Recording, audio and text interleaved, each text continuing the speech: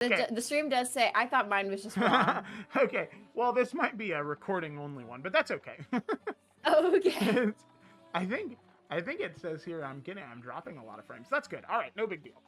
This is more for us anyway. True. All right. Okay. All right. Ready? 3, 2, 1. Who? Yeah. Oh no! Oh no! Oh my goodness! Oh my gosh, Kayla, Girthy. everybody, you look so look good. at that. Joe, why Very are you? awesome. What is Joe, you're a going fucking on? bitch. Okay, there it is. Gemma's a ghost. Jason. We love. Love. I'm a vampire from What We Do in the Shadows. Oh my god. If Sean Connery guest starred on it. Yeah. Are you the Phantom of the Opera? 100%. Love. If he went even more extra than he already did, you know? Love. Love, love, love. I added this. Oh, nice. Yeah! Mommy! I'm mommy. Look at that. Oh, the Classic. stream is starting now. Classic villain. Oh, good. This will be something good to pop into here. Wait, why is this in a different order than the cam? Oh, because Gemma's camera's not on. Okay, that's the one thing I didn't think through. All right, I'm gonna have to take these teeth off. No. You should do Edwin with the teeth in. I think so. Gemma, can They're you turn your retractable, camera look. on just that way everything's in the right order? I was gonna ask. Yeah. Look, they're retractable, right? Boom, look at that. What does that mean? Whoa! You closing your mouth? No, Wait, they're hold on. moving. Oh. They're gone? Why, that makes me uncomfortable. I don't know why I don't like that. Crazy. That's like what real vampire fangs are like. That's cool. That's fine. I'm slobbering so much. Glob on my knob. Like corn on the cob. I hate that. There you go. No, there it is. No, wait. We'll There it I is. can't move my head too DMCA. much because my headset's balancing. It's I cute. my Did girth. you feel make that. that yourself, Kayla? I did. I Oh crocheted my it. god, it looks amazing. beautiful. I crocheted like- my little Wait, doers. I want to get a picture of all of us. Okay, are we ready? Oh, Yes. fuck, hold on, wait. Ah. Because I'm not gonna stay long like this because it's hard on my Alright. head. 3, 2, 1. Oh! Yay! Good job, guys. Whoop whoop whoop. We did it. Wait, I need to find me. There's no way I can do everyone's voice from this. What do you What do mean? you mean? I think it sounds great. I think it's Edwin, totally why'd you possible. gargle a I bag think, of marbles last night? I think you're just a quitter. There we go. I don't know. Okay, perfect. You drink No, my wait, mind. not perfect. How hard did that pirate punch you in the throat? All right. Delightful. Woo. We did Halloween, guys. Good job. We did it. We freaking did it. All Is right. your thing Terrifier inspired? I don't Yeah. know. Giving me a Terrifier. Nice. It is. Heck yeah. All right, well, They let's sold out of the glasses before I could get them, though. Mm. Oh, yeah, the sunflower ones. Yeah. All right, well, let's go ahead and dive into today's session. So, as is tradition here on Roll with Advantage, it's not me that does the summary. It's Ryan. Ryan, whenever Wait, you're before ready- Ryan starts, I just want everyone to Yeah. know that I can't walk through doorways normally. All right, thank you. You had to go sideways? That's so funny. I do have to go sideways. That's fantastic. That's awesome. Okay, continue. It's Ryan, funny. take it away. Goodbye. All right. Act 2, Chapter 2. The Night After Storm and Steel. Xanthi, Kaelin, and Edwin wake up surrounded by the surviving Roquette pirates. After checking on each other, they are approached by Captain Roquette, who interrogates Xanthi but does not believe the answers that she gives. To teach her a lesson, the captain cuts off one of Xanthi's horns and gives her time to reconsider telling the truth. Meanwhile, Merrick and Via rest in order to gather strength to save their older siblings. As they sit, Via opens up about the aura that she sensed from Merrick. She explains that when she looked at him, she saw a bloated corpse, his body chained underwater, and a falcon and kraken fighting, with the falcon seemingly losing the fight. Merrick says that the images don't seem familiar to him, leaving him with more questions than answers about his curse. Merrick and Via eventually arrive where the pirates are keeping the others. However, before they can enact any plan, Xanthi strikes at the captain with magic, causing all hell to break loose. With Via creating a distraction, Merrick finding some of his siblings before they flee. However, Xanthi attacks the captain, using her bite and ice magic to shatter the captain's forearm as they retreat. Waiting to flee, wanting to flee pirates, the siblings pass through the Garden of Glass, a spooky area that is visited by numerous spirits who died in a natural disaster years ago. Kayla is able to communicate with them, and they offer a path out of the maze safely. Arriving at Stanford, the heirs are allowed in after presenting with papers, including some fake ones that were made rather hastily, and explaining the pirate attack. The rooms are paid for, and transportations arranged for them to leave the next morning. Edwin attempts to comfort Xanthi after what happened, saying that she did everything she could and that they would pursue the captain eventually. Xanthi is dismissive and insults Edwin, saying that his healing magic would have been better had he taken his duties in the Normanthi seriously. Edwin leaves, but not before saying that he still loves and supports Xanthi, and he understands that she doesn't mean what she's saying, even if she doesn't believe that. Kaelin creates some tea to aid with sleep and offers it to all the siblings, who all eventually accept. The siblings are happy to be reunited, but the events of the last day seem to have affected them all deeply in different ways. They all soon head to bed, ready to continue their mission the next day. Fantastic. Absolutely. All right, so with that, we kind of skip this a little bit just so you guys could get out of the shitty part of Joe, I'm gonna have to ask you to put your mask on the top of your head. What do you mean? Can you not hear me okay? Solele. No, we can hear you perfectly fine. You sound awful. So, Perfect. Flesh eyes, flesh eyes. sorry,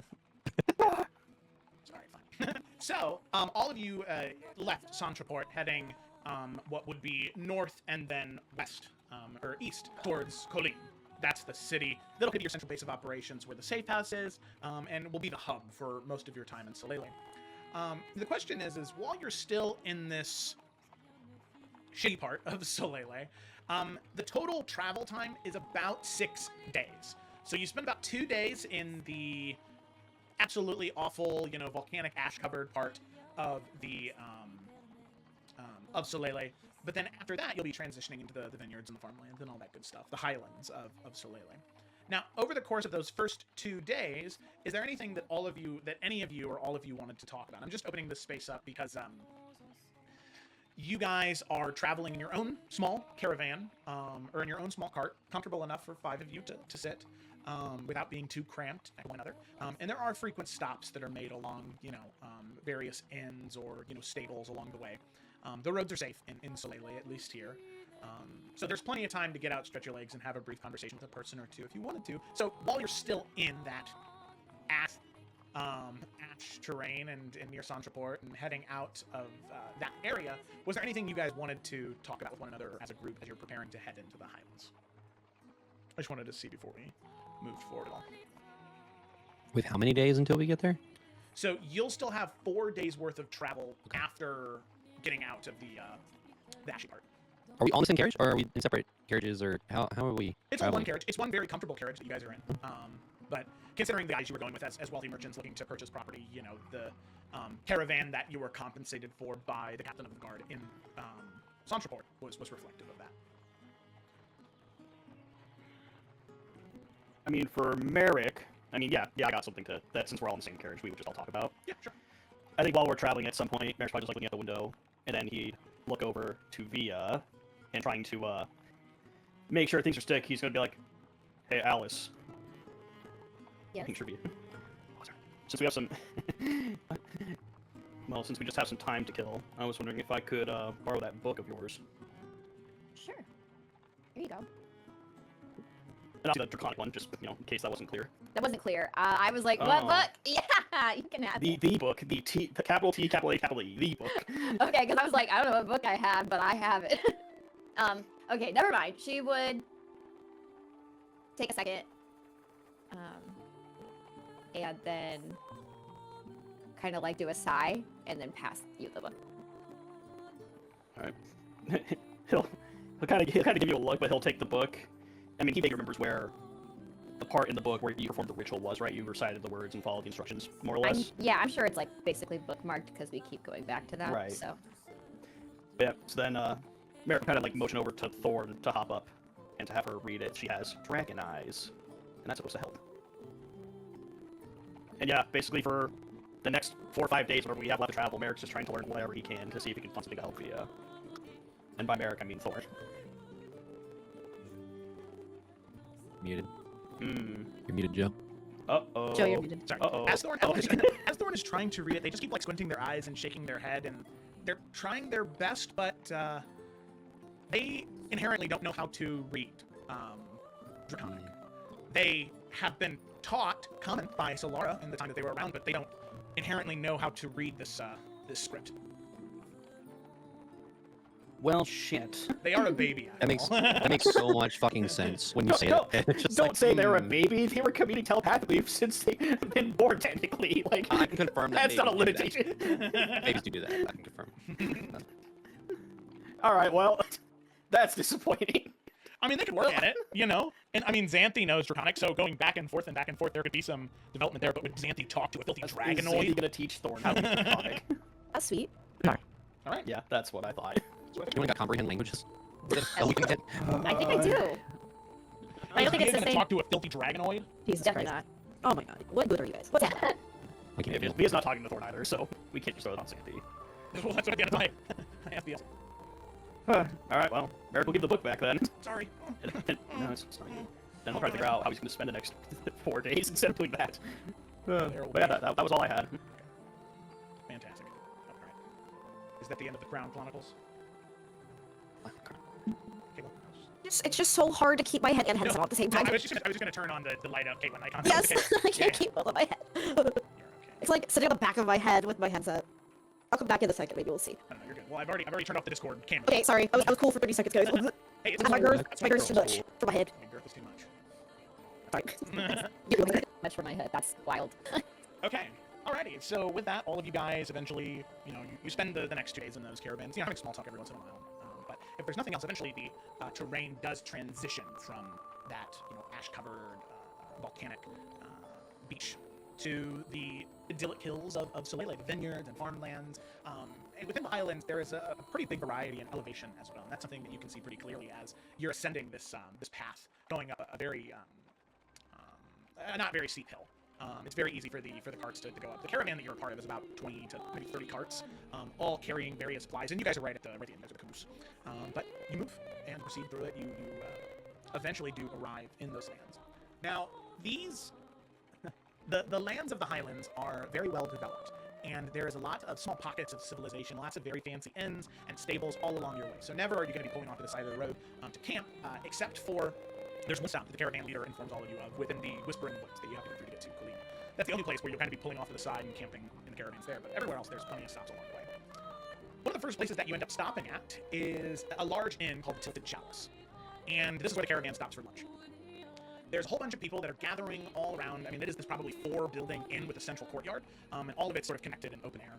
And you're sort of moving through, and all of you are able to get that, and lunch here for the 5 of you, plus something to eat for Thorn, would be 5 gold total, not per person. It would be 1 gold per person addition, and Thorn is a dog, and they'll feed him for free because he's one of the animals. Hey, let's go. Thorn is perceived as knowing. But, very important but here, as you guys are sort of sitting down to eat your food, you can see in the courtyard something unfurling, something happening, this slice of Soleil culture. You can see that there's a crowd of about 40-50 people that are surrounding 2 individuals, with the innkeeper, the head innkeeper, sort of standing between them, holding a bell in his hands. And for a moment you think that these 2 might be about to duel, but then you catch just the tail end of what the innkeeper is saying. As he rings the bell once more and he says, "This is the final round. Lady Margot leads, but Lord Bastian may yet recover." And as you are listening, I would say that Xanthi and Via, you 2, would both recognize what this is. This is a duel, not with pistols and with swords, but with words.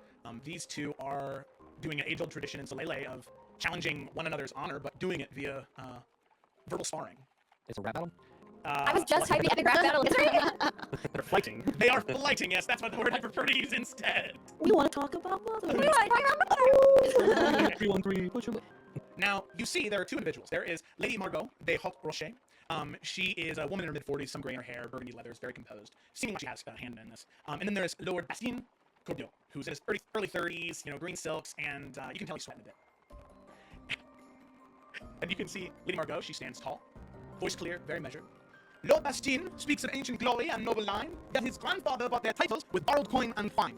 3 ravens on his crest are feeding from his house, carrion birds who feast on scraps, as quiet as a mouse. The crowd, ooh, and laugh. There are some coins that are thrown into various piles, betting change. As Lord Bastien, he responds, Lady Margot's tongue is sharp, her vintage even more. They say her wine turns milk to bile, and poets into bores. She speaks of heritage, while her sailors gather dust. Even the church refuses her sacrament. The taste betrayed their trust. Big laughs, some more gasps, more betting coins changing. Lady Margot reports. Lord Bastien knows of cellars, where his creditors convene, waiting for their payment from this penniless has-been. He lost his eastern vineyard in a game of chance and cards. Now he wagers petty words, while hired men guard his yards. More people, some people wince. That one's a really, really, really hard hit. And Bastien, his composure, he looks very uncomfortable, his voice tighter, the smile forced, trying to maintain that composure. The widow Margot speaks of loss, except that she knows well. 3 husbands in the ground. None could stand her smell. Not that she were kinder, and her face not quite so stern. And there's some groans from the crowd, some uncomfortable murmurs. for Xanthi and for Via, two of you knowing Solelean culture a little bit more, it's very ungentlemanly to make a comment on a woman's appearance, especially publicly, and you can hear some people do about it. And Lady Margot moves in, sees him at moment, and says, when desperate men attack a woman's face and marital state, it reveals not her weakness, but his inadequate debate. Lord Bastian, your father was a gambler, your brother is the same, and you, the Crow, have nothing left but bluster and your name. You came here seeking glory to restore your house's pride, but you leave here as you enter, broken, poor, and tongue-tied. And you can see Lord Bastian's face red saying, your words, the vineyards, I never, this isn't fair, she prepared these in advance, the judging is biased. And you can hear the crowd, they laugh, they cheer. He broke form, Margot wins, he broke form, he broke form. And you can hear the innkeeper, he rings the bell as loud as he can. Lady Margot de Hautrochet stands victorious. Lord Bastian violated the form. Breaking verse is a forfeit. You see Bastian sort of jumps from the elevated position he stood, red-faced and furious. He throws a few coins on the ground, paying his wager, and storms off toward the inside of the inn. You can see Margot, she remains composed, accepting congratulations and a victory cup of wine. You can see that she proceeds to have a few conversations. A few people move over to seemingly make deals with her, as there's a couple of handshakes and exchanged coins, and it seems as though this was rather good for her public stature and how people view her. So, when all of you are finishing eating up your lunch, Lord Bastian is still in the inn, drinking away some of his frustrations. Lady Margot is still talking to people in the courtyard. In this spot in particular, is there anything that you guys wanted to do here? Conversations you wanted to have betwixt each other, information you wanted to try and gather at the Tilted Chalice Inn after seeing a small slice of Solelean culture? I'm personally good. I think that Edwin is also good. I will say Edwin has been watching things a little bit, but he's also been reading a book. Basically the whole journey. Most of the journey. He kind of just been kind of off a little bit the whole time. The book? No, that's him. He's just reading it. Okay, I'll go over Edwin. Hold on. I don't have a book. You gotta get a prop. Yeah, helps. Oh, pantomime, John. Hey, no, I get it. When you guys were having your papers checked, I had like a receipt from the hotel I stayed in for work, and I was like, yes, these are your papers right here. Yeah, what did you say? Have a paper. Wait. There's a book right here. All this or nothing. Yeah, he's reading a book. Okay, yeah, I'll go over. She's not gonna say anything. Can she read over his shoulder? He looks back. It is book. It's an old book. It is what you can kind of see inside it is like runes and like spells almost, but they all have to do with clerical work. Everything about it is like learning how to cast healing spells, stronger versions of certain spells. It's like basically his, I wouldn't say his Bible to being a cleric, but it is a kind of close. Sure. I mean, when she approaches, she's not gonna say anything right away. She's just gonna simply like, leer over your shoulder. Are you studying? Oh, sorry. I guess a little bit.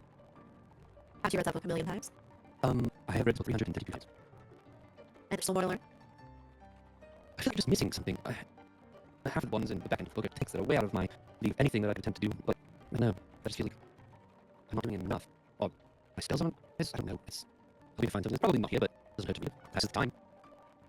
You know, book can only teach you so much. What you're looking for probably in the end there. What's happening? Doesn't hurt. No, but I don't know, in Serpent's Grove, a lot of the stories we tell are told, not necessarily written down. And I think when you pass those stories on, each person adds a little bit to it, and I guess our verbal book adds a little bit more, and the way knowledge is passed a little different. Maybe what you're looking for can't be found in a book, you know? He shuts the book. Probably.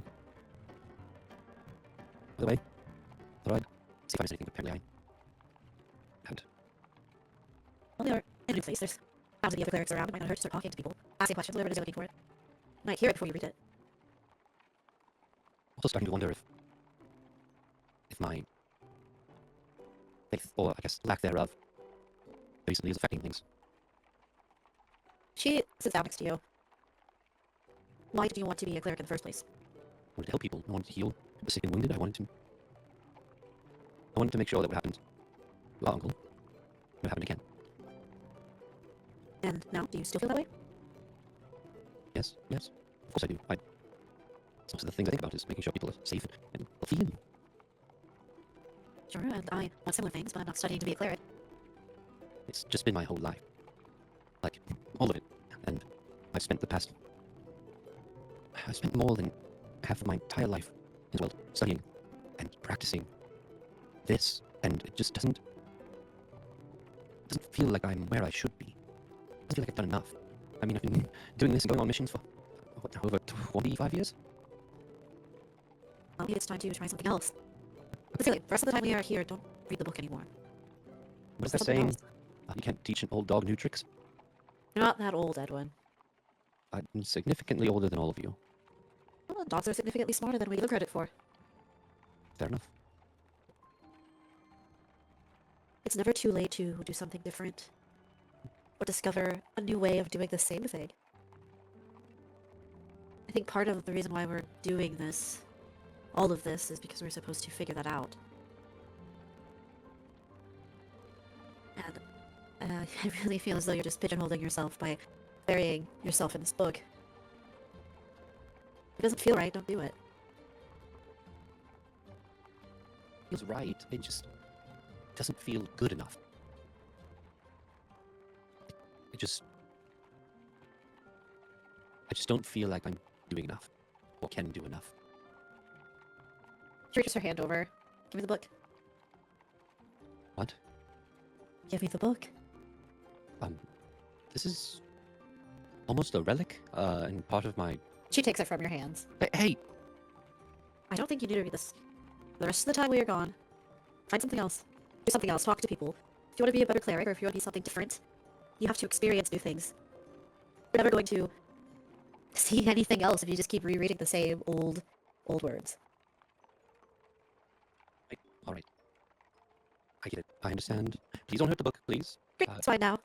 No, I wouldn't say it's yours. I'd say I'm lending it to you. Uh-huh. And she stands and she puts it, I guess, in a bag. All right. He's just kind of looking around, like he's been disassociated for the past couple days reading this book. I guess I'll go make conversation with people. Good, you're getting it. Thanks. And then she pats you on the back and she walks away. All right. He takes out his endless mug of coffee and fills it, and starts sipping on it and starts walking around, I guess. Kind of listening in on conversations. Yeah, it's the second time I've been muted today. Perfect.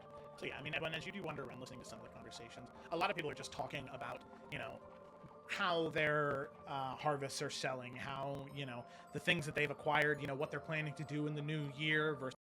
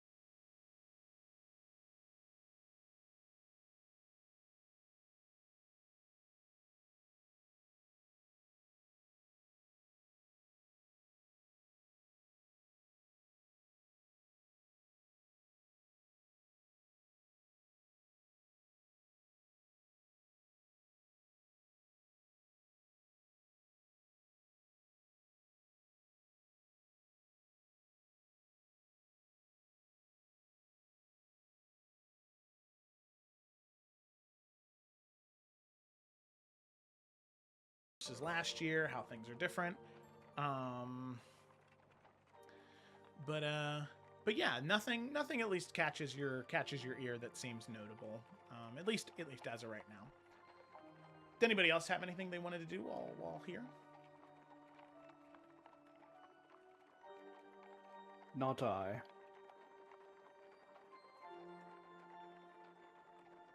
Nope. Okay, cool. So with that, lunch eventually finishes. You hear the call of the cavern leader, caravan leader, to have you guys all group up and head out.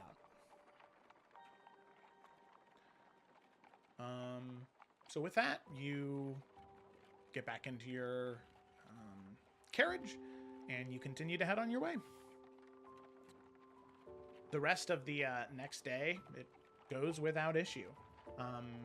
You travel for about another 8 hours, ending your travels around 9-10 o'clock, getting just far enough along that there's another inn that you can stop at where all of you can stay the night.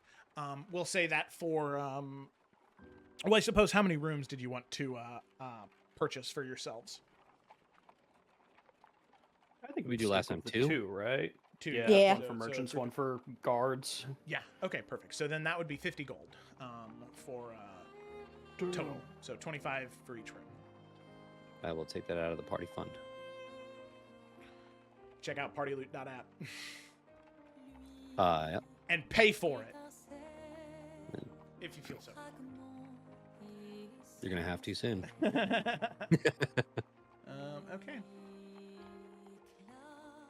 All right.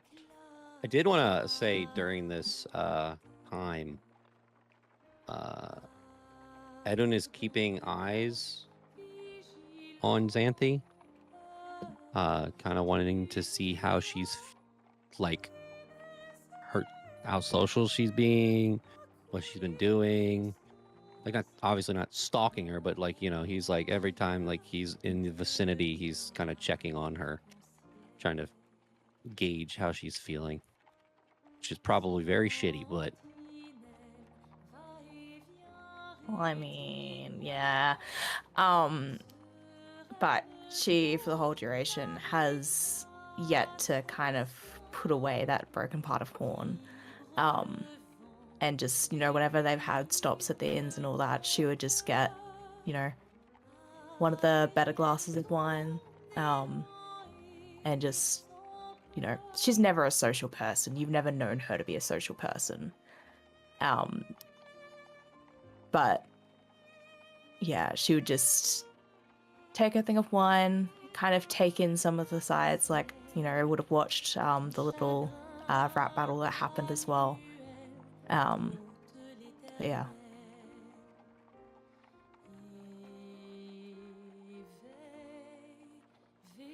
noted. Pops up over Edwin's head. Edwin notices.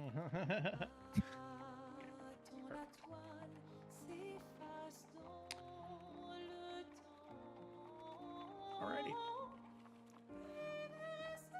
So, with that, you all depart to your respective rooms. You take rest for the night. Wake up the next morning, saddle up, and head out. How far are we from Colleen? So by this point now, let me go ahead and wait a minute. Where'd that image go? I have to get it. The vibes have to be there. Highlands approach. There you go. So, let me go ahead and actually, I don't know why I moved you guys there because I need to move you guys here anyway. Ooh.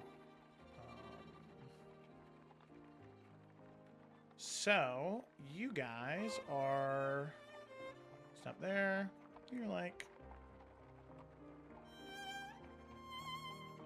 there, because then 1, 2, and then 3. Yeah. Okay. So yeah, you guys are like right here.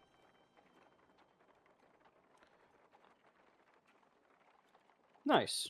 Right there. The 2 blue circles are the places you're going. The big one is Colleen, and the one up top is Chateau Beauregard. Lovely. All right. But, so you have about 3 days left. The next time you will stop at, right outside of, what city is that? Solbriuv. You'll stop outside of Solbriuv, and then you will rest in the Whispering Wood, and then that next night is when you'll arrive in Colleen. Good Question. stuff. Yeah. Edwin, this whole trip has no armor now, right? Other than the shift weave stuff, Correct. because he lost his.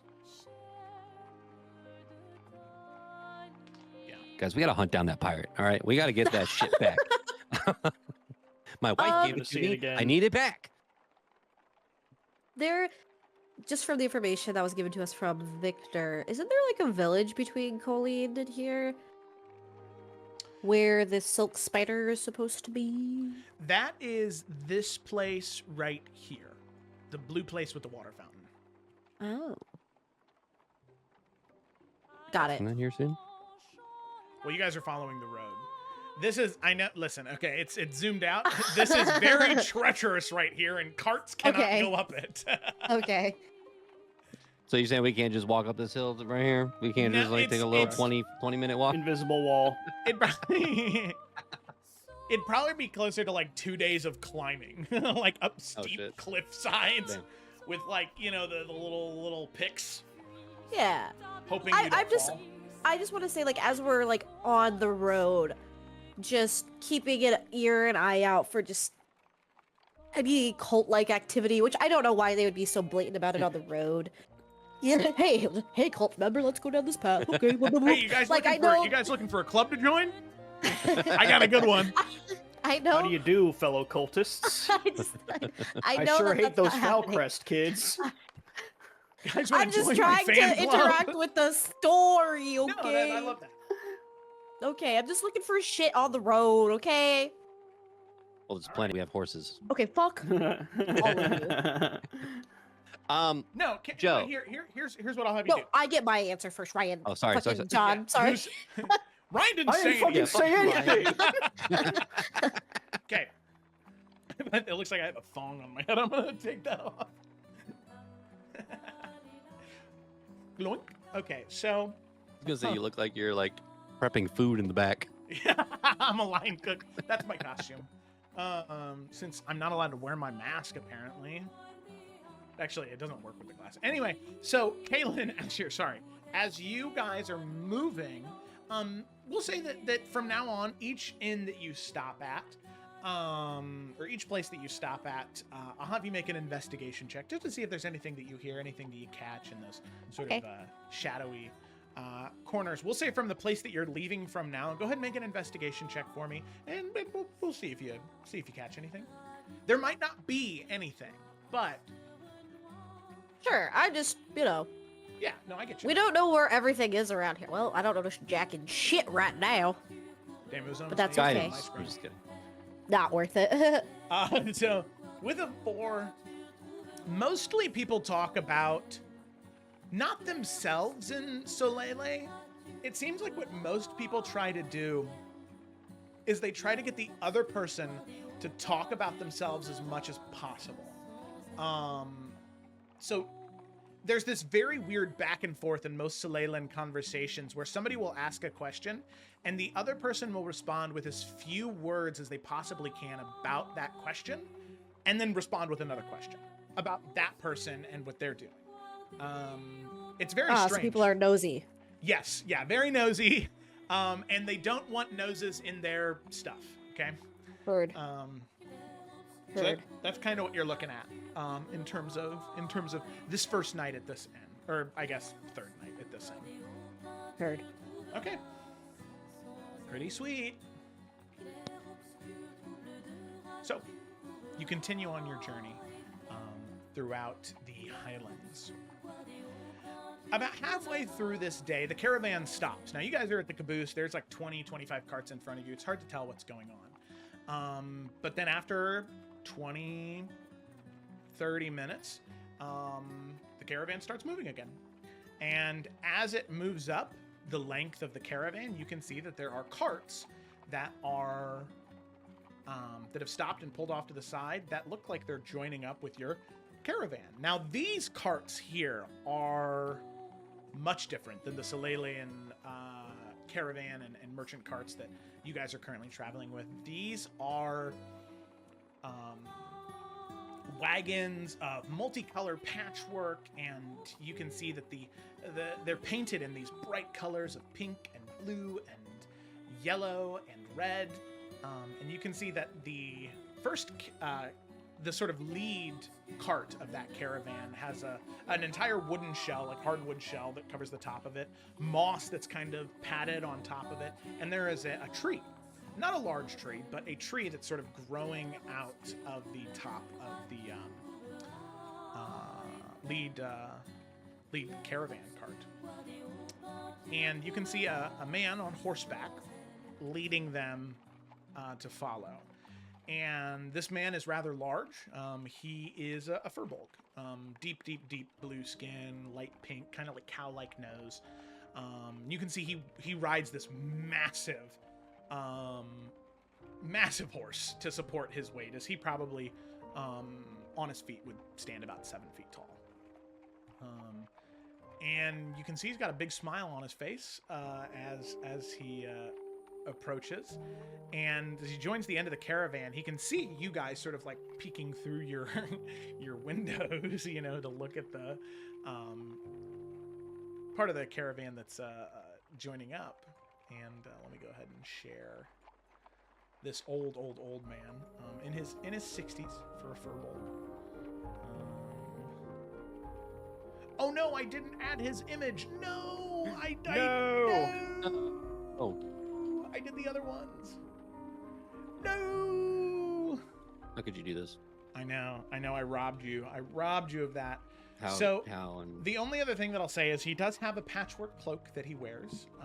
That is very bright, very colorful, and I would say Xanthi in particular, considering your, time that you've spent invested in, party planning and fashion, as that is something that Xanthi is, concerned with, is looking her best always. You can tell that the patterns and the various types of fabric that he is using in this patchwork cloak, they're from all over the world. There are some from the archipelago of where Mirios is. Some of them are from Elysia. Some of them are from Solele. Some of them are from Adaria. This looks to be a far-traveled man here. Far-traveled furbolg. And do you see, that's what I did. I uploaded it to the Forge, but I never actually made a journal entry for him. Oopsie poopsie. The final thing is you can see a sort of like a flower crown that he has on, but there are these like branches and twigs that sort of shoot out from the top of it that almost make it look like he has antlers. As he sort of waves towards all of you and says, "Well, hi there, travelers. From the Ash Road, looks like. No worries. We talked to the caravan leader up front. We paid our fees and our dues. We're just going to be following right behind you. The next part of the trail is rather treacherous, so you won't even know we're here, lest you'd like to know.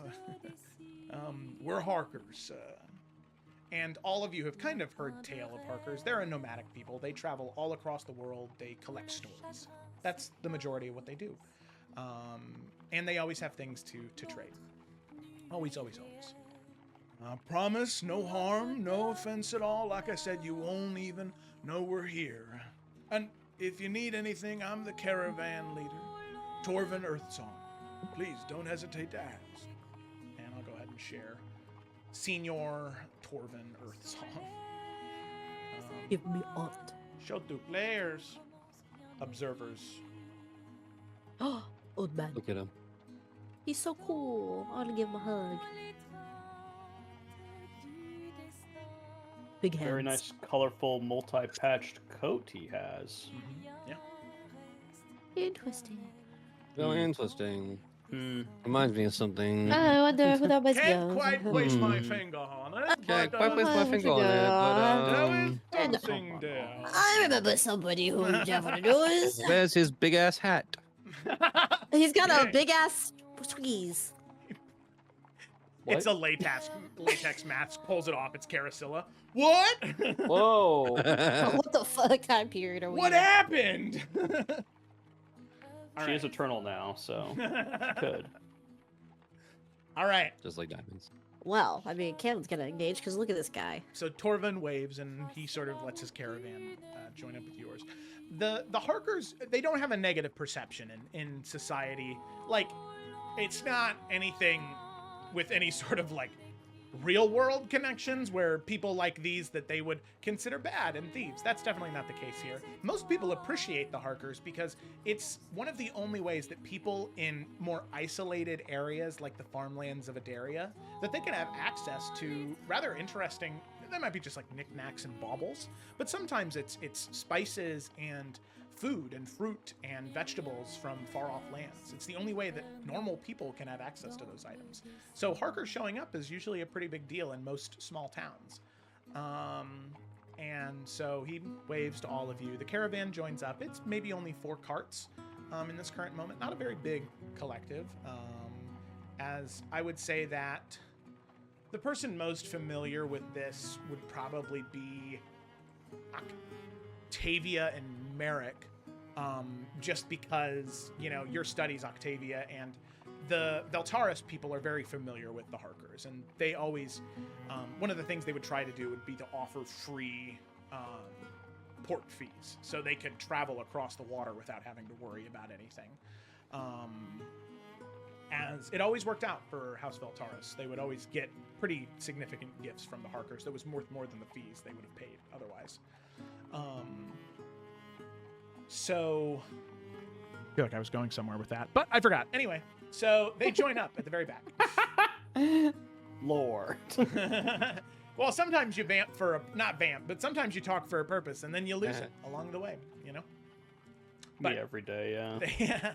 they join up behind all of you, and this is pretty early in the morning after you guys left the previous tavern, and word begins to spread through the line that this evening, sort of the last stretch of this journey tonight, is rather dangerous.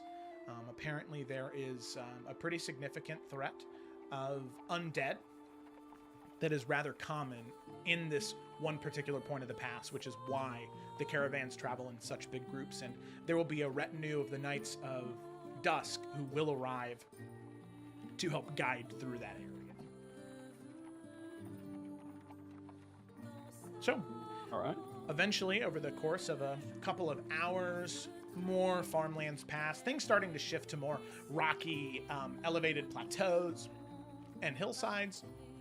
You stop for a break. There's another rather large inn where you can stop and eat and recuperate. And as you arrive there, everybody kind of pulls off to the side or parks in different areas. This is another opportunity to stop, and whether it be shop with the Harkers or, you know, talk to one another, this is another opportunity for that. I do have a question, Joe. Yeah. While we've been traveling, since Kalen took his book, he's looking around for, does it seem like there's anybody else in this caravan that might be a cleric at all? Yeah, of course. Okay. Doesn't need to be role played out, but he definitely wants to talk to some of the clerics, especially if they're like older. Like, seems like they got some wisdom behind them, you know. Yeah. Okay. Basically, what Edwin's trying to do is just like get better at healing. It just, you know, after the conversation with Xanthi, he's just trying to be better. his purpose. His porpoise. He has Well, his not purpose. bad. He's just trying to be better at it. I don't think he has his purpose yet. Oh. Yeah. So I would say, Edwin, as you sort of, disembark from the caravan and you begin looking around talking, there are several clerics that have come for this part of the journey, specifically for what's about to happen next.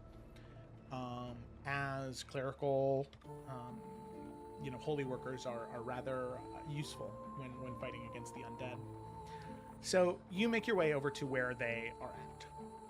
And you can see the head cleric sort of protecting this expedition. Is a woman in her 40s. You can see she has this beautiful, silver robes decorated with sun motifs. Her face is rather weathered. There are some scars on her cheek and forehead. She seems to be not a cleric that just sits in a temple and prays all day. This is somebody who goes out into the world to, fight against or protect people from, evil or dark forces. So as you approach, you can see she's talking to a couple of other clerics. As you approach her, what do you do? What do you say? They're just kind of sitting talking. Yeah. Mm-hmm. Okay. He just kind of walks over and says, "I'm sorry to interrupt. Would you mind if I join you?" But of course, please. He goes and sits down and says, "Wait, hold on. Okay, I had to find my fake name. Hello, my name is Erickson. I'm with one of the caravans back there. I just was wondering, it seems from the symbols that you carry that you are clerical?" Yes, we are the clerics for this particular caravan to protect when we get to the camp. Interesting. Yes. His symbol of the Church of the Unbroken is around his neck. He also doesn't have armor to hide it anymore. Yeah. So, and he just says, "I am studying, slightly newer to that of clerical work, and I've heard about these undead. How close are we?" It will not be until nighttime until we get there, but I would say 6-7 hours maybe. And then the last hour of our trip, the undead and the evening, they seem to cling closer to Solbrave more so than the road itself. I'm sorry, I didn't catch your name. Yes. My name is Soline Alad. It's a pleasure to meet you. I'm just wondering if I could honestly pick your brain a little bit, and how long have you been a cleric? I think that is a very hard question to answer for me in particular. For as long as I have lived, I have felt connected to the great light that empowers the people of Solele and the Rue de Soline. But in terms of when I've started studying and practicing those implements, it was not until I believe I was in my late 20s, I think. I'd always felt connected to that light, but never dedicated to it. Interesting. And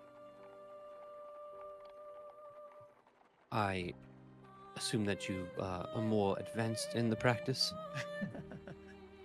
I am the leader of this expedition of clerics. I would consider myself rather advanced, yes. I have been studying a book that I was given. I'm part of the Church of the Unbroken. Daria, yes. Yes.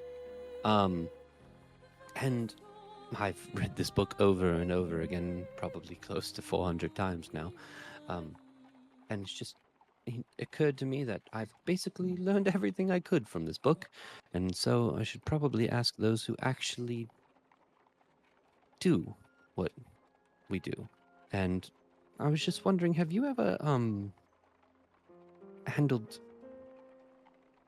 there's different spells that I've seen, but I know some of the basics of healing with my words, or slight healing with touch, but have you ever done anything regarding regeneration?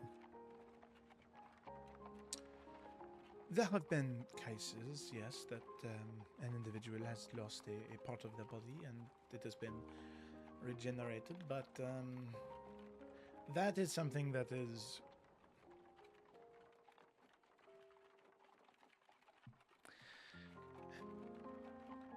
it is looked down upon within Soleil. You see, the light sets us on a path. And if we have to sacrifice parts of ourselves for that path, for that vision, then that is the way that it was meant to be. To try and undo that damage is to spit in the face of that light that set us on that path. That is understandable. Follow-up question, what if that sacrifice was not made by you, but forced upon you? It's not much of a sacrifice at that point, is it? Not a sacrifice, no, not in the traditional sense, I suppose, but in whatever hypothetical you are currently questioning about, when we lose something we hold dear, whether it be a sword, or an arm, or a leg,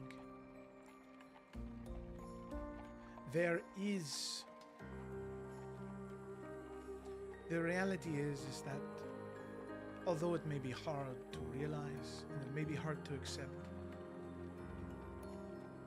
when those things happen to us, it is the light that sets us on a path. There is a hardship we must endure to come out the other end stronger and more whole than we ever were than before we lost whatever we lost.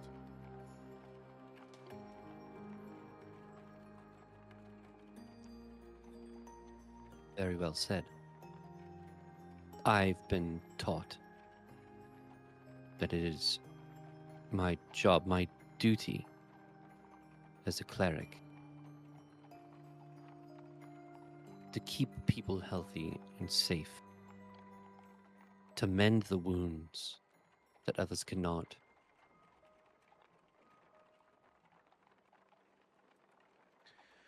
I think that for the Church of Unbroken, perhaps, it is to heal, it is to protect. But for me, there are some wounds that you cannot heal. There is no amount of holy light in this world that can heal some wounds. Instead, how I like to see it is that my job is to help people find peace. If that means that I can heal them and set them on their way and they know that they survived and they find peace that way, then very well. But if they are dying and there is no hope for them, then I believe it is my responsibility to help them find peace in death and then whatever afterlife may come to them.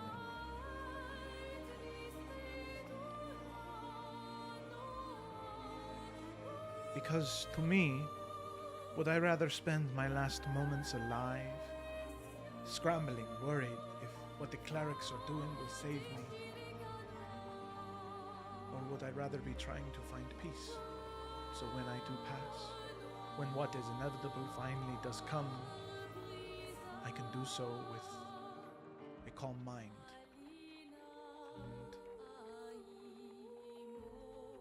and do so at peace.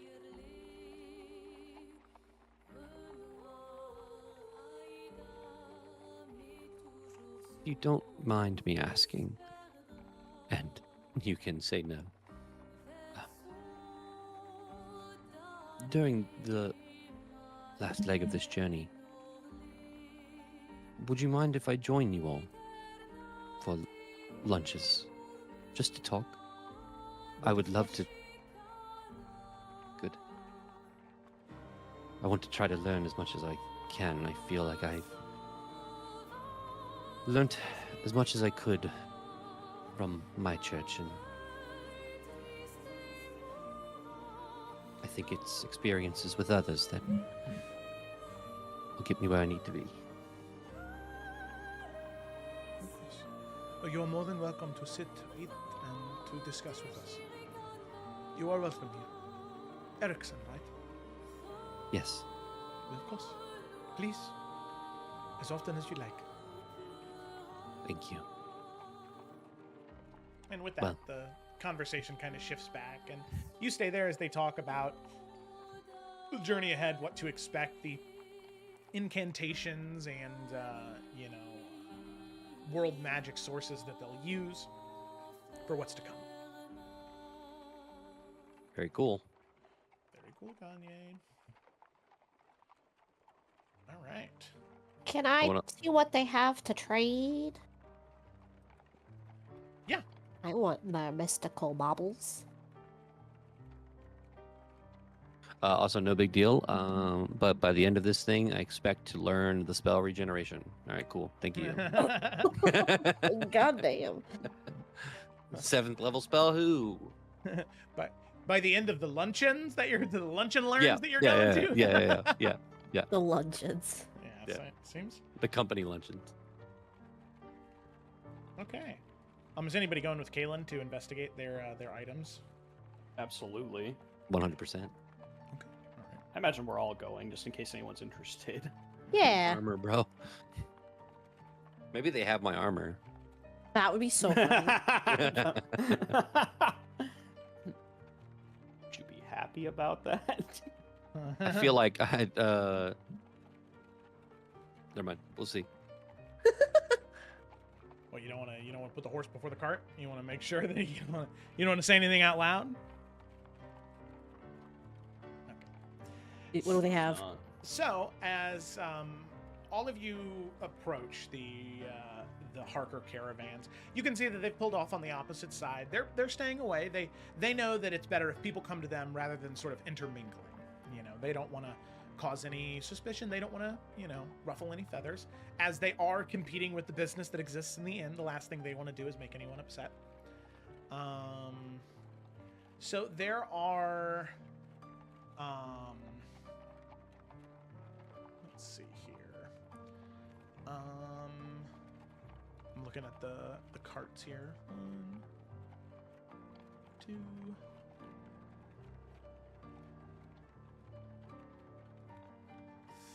3. Okay. All right.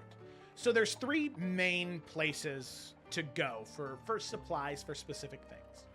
So as you approach Torvin, he sort of gives you the rundown about where to go if you're looking for anything in particular. He says that Now that one right there, that's the herbalist wagon run by old Marta. Now, she is blind, I'll let you know that right now, but she knows where everything's at, even though it may not look like it. Down that way, the Smith's wagon is that way. Duroc is his name. He's been with the Harkers for about 20 years. He has a portable forge, which is rather useful for us. You can find him right there. Then, right there, Keeper Sylvain, that's the archive wagon. If there's any stories you're looking for, or any time that we happen to find more magical items, they tend to stay in that wagon right there. And all throughout the rest of them, you can find bits and baubles that you might be interested in.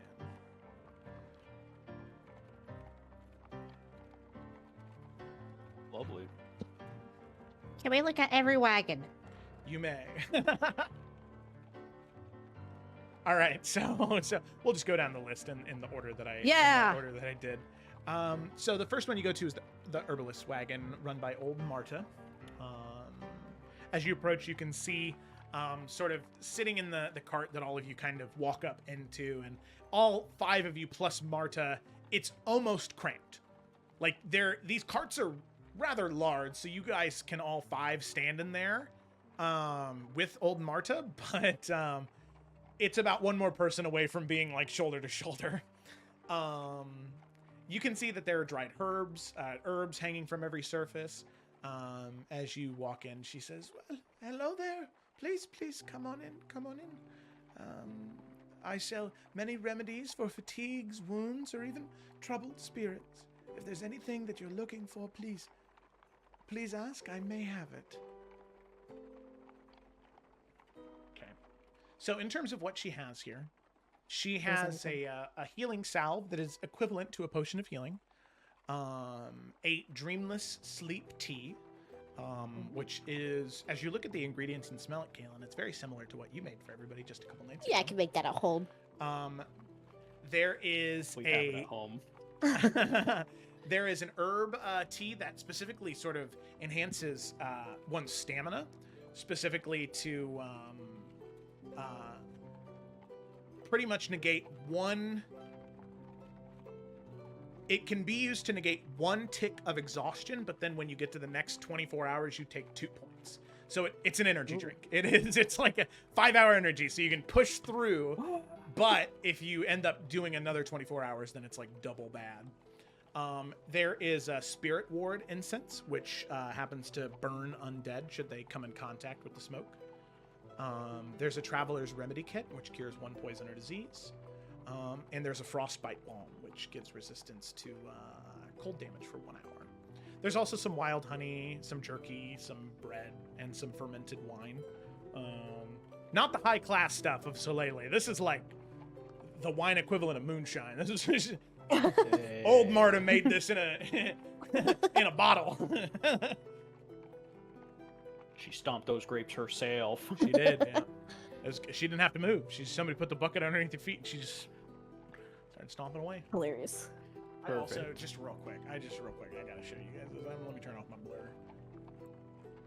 Is it sleepy baby? Yes, I've been talking this whole time.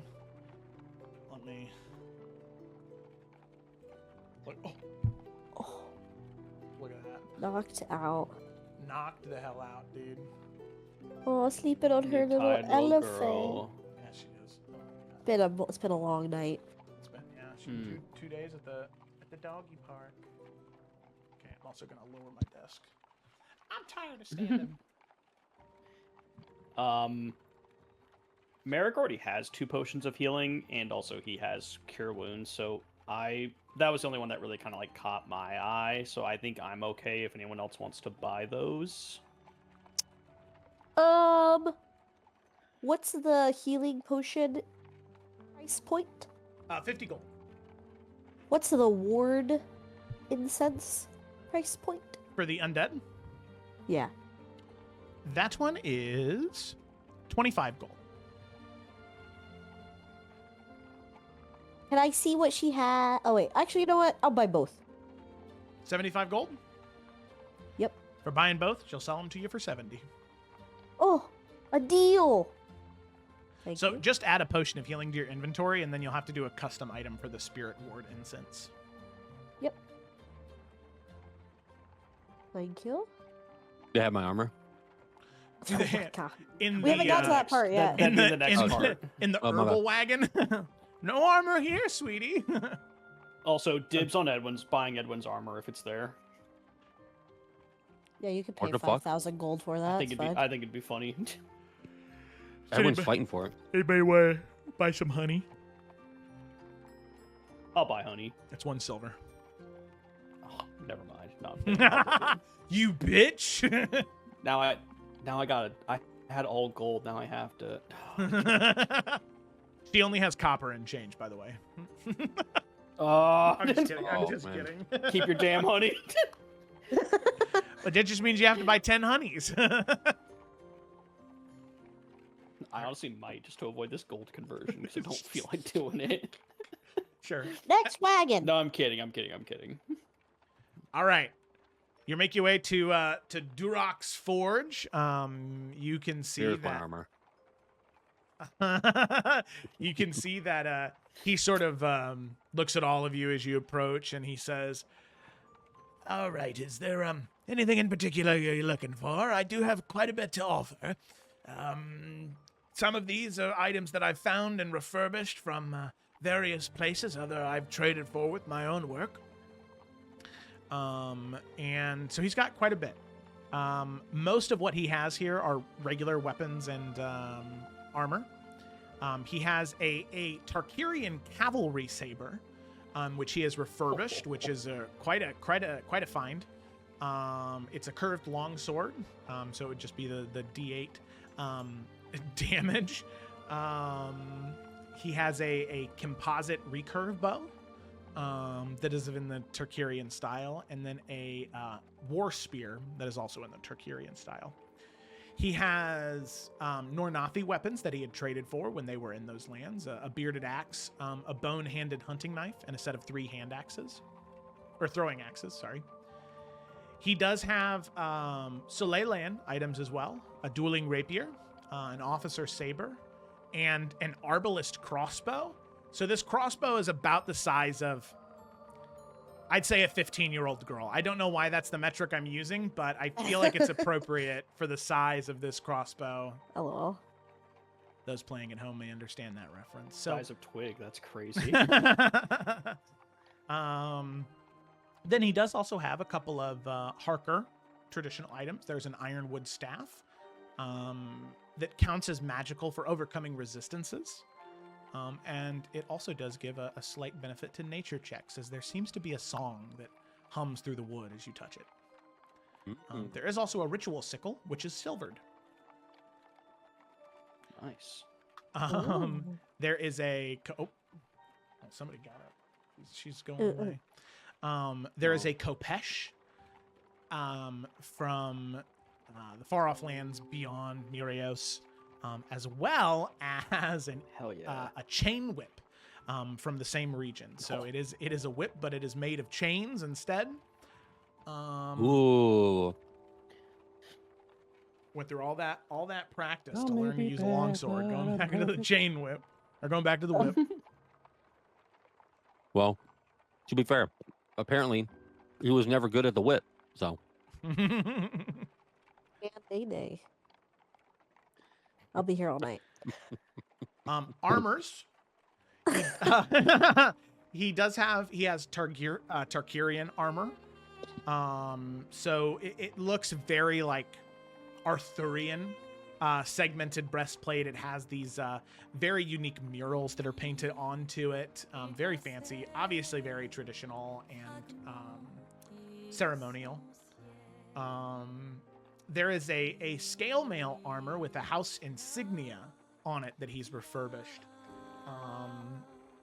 It is a Tarkirian symbol of an anvil with a scale above it, balanced. At least he claims it's Tarkirian from where he found it. There are some armors from the Nornathi people. There's a fur-lined leather, a bear pelt cloak, and studded hide armor. None of them Edwin's armor. Damn it.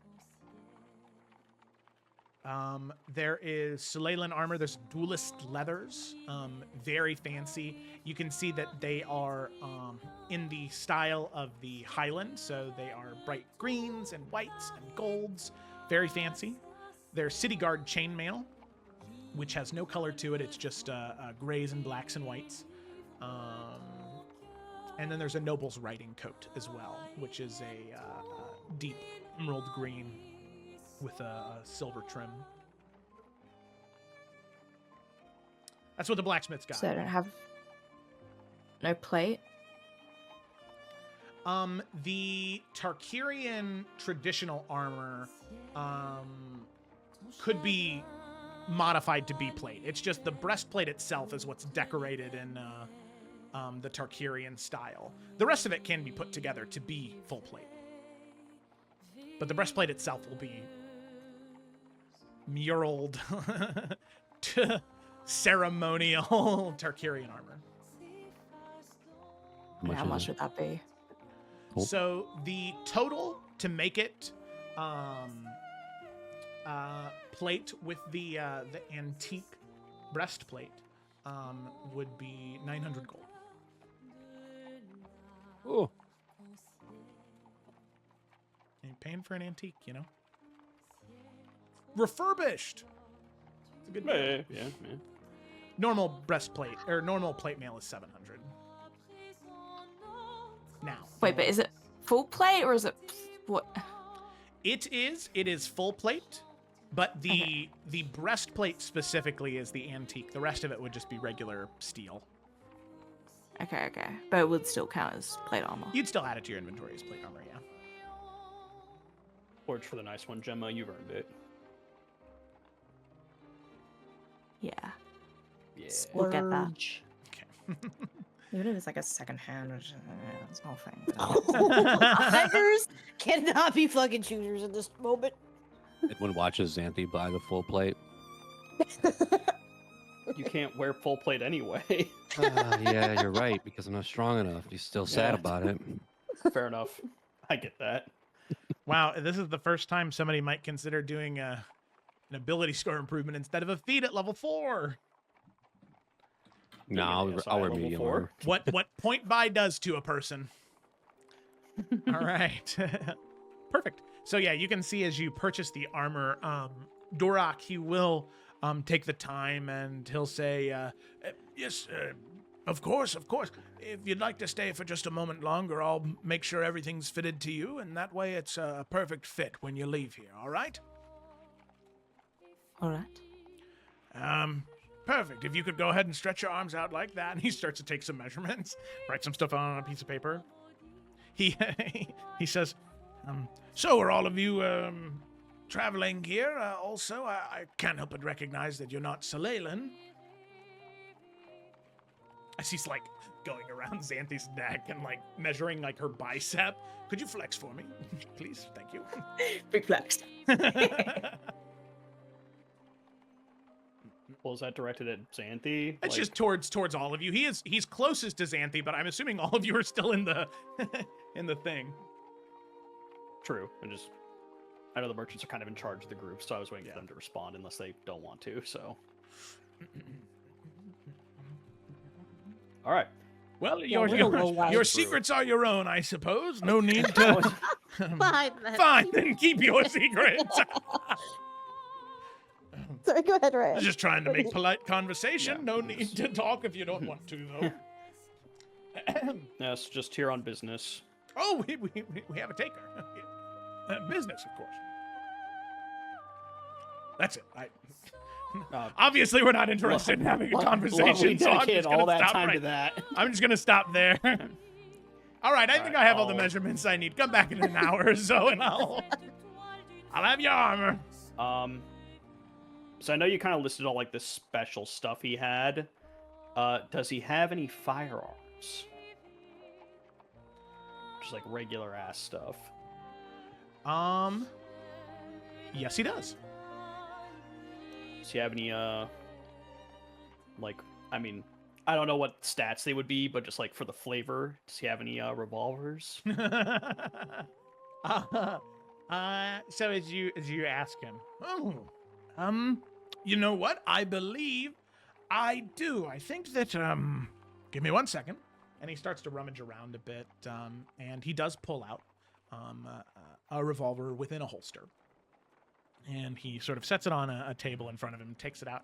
You can see that it's a very fine piece of equipment. It has these sort of like burnished black and brown handles. It has some like silver engraving into them that looks like a couple of serpents, actually, one on each side. This is actually a piece that we picked up, I believe, in Maldaris. Quite the pretty piece there. I have the revolver and I have some ammunition for it, and I'd be willing to part ways with it for this plus, we'll say, 60 rounds of ammunition for the 100 gold. May I see it for just a moment? Of course, please.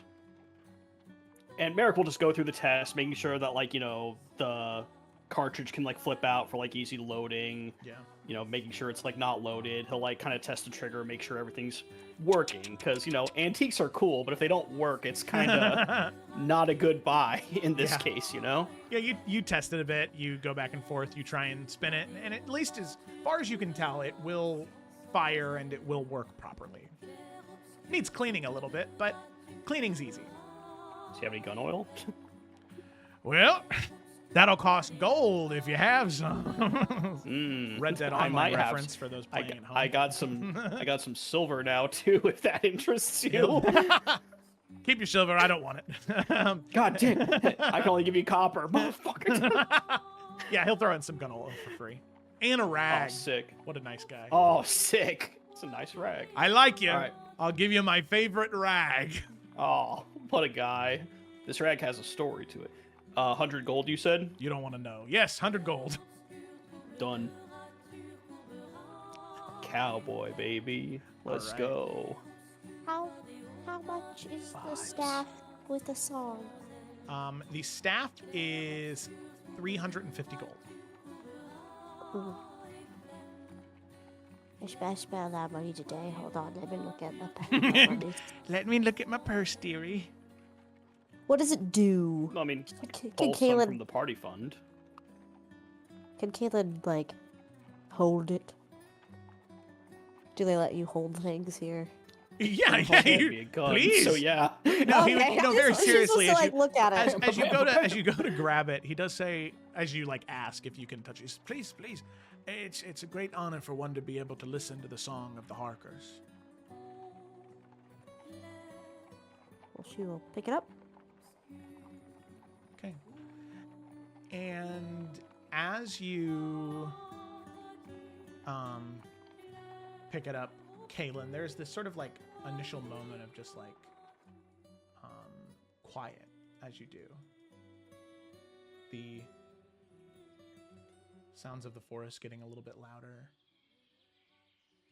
And you hear this faint melody. This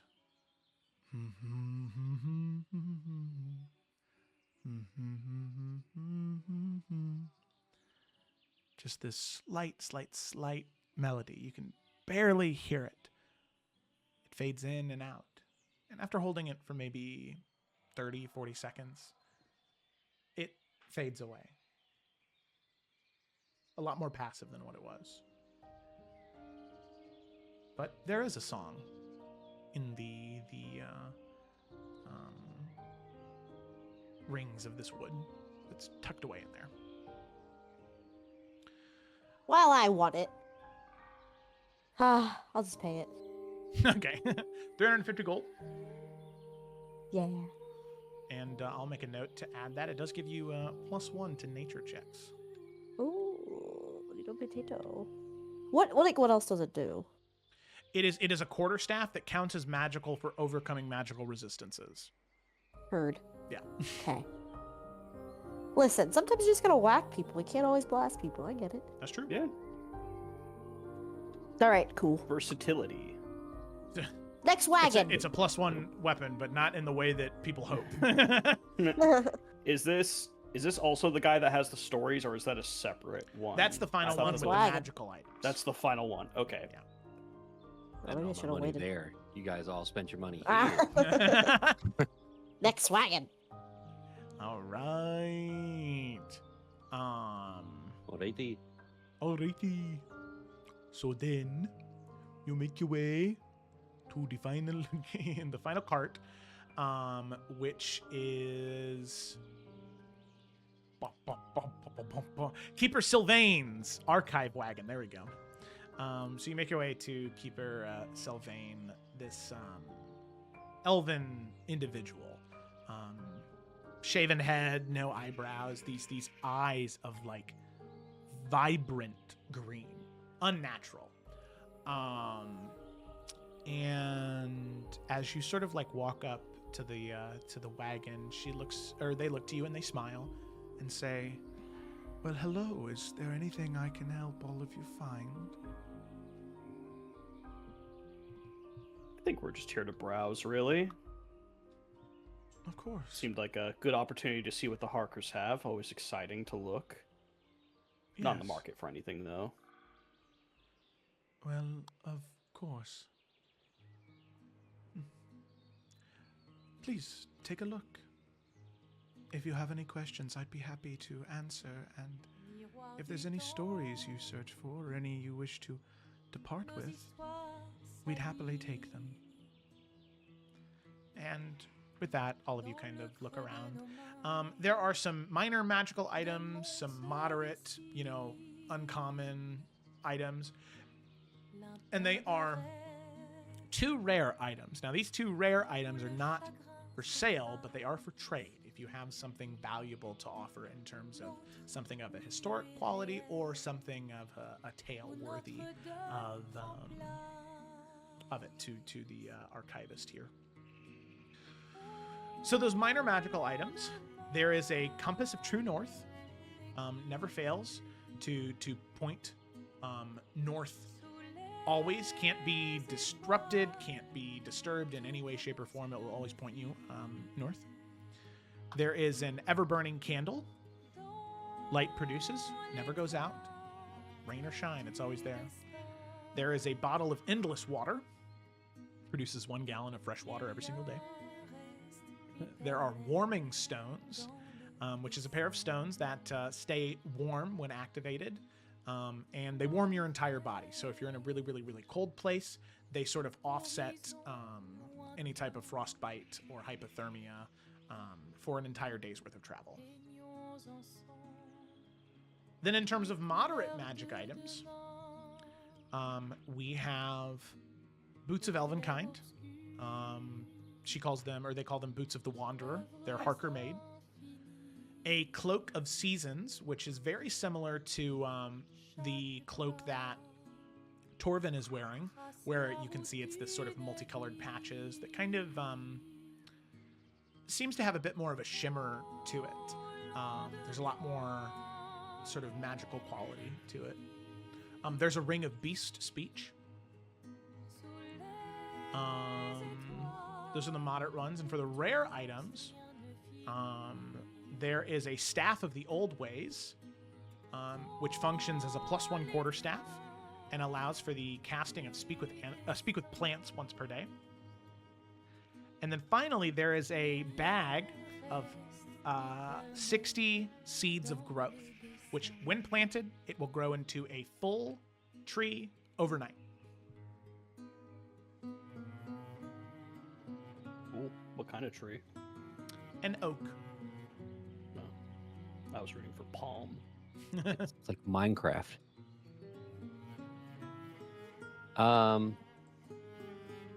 Edwin says, "How much for the endless water decanter?" Yes, that would be 100 gold. And for the warming stones? 50.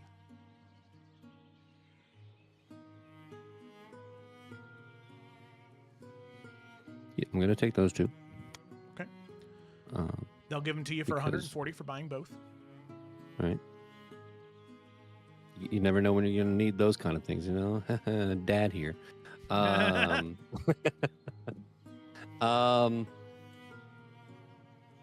What was the Oh, how much for the boots? The boots of elven kind. Thanks, Kayla. That was awesome. You're welcome. Kayla from the other room went, "Boot, scoot, and boogie." You're funny. Thank you, William. I tried. I just wanted to. Wait, can I attune to any? Are the boots attunement? They're not.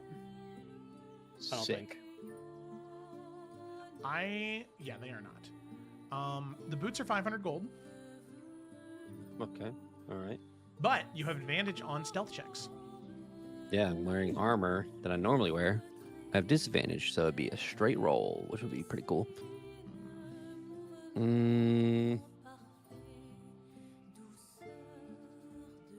What does the Cloak of the Seasons do?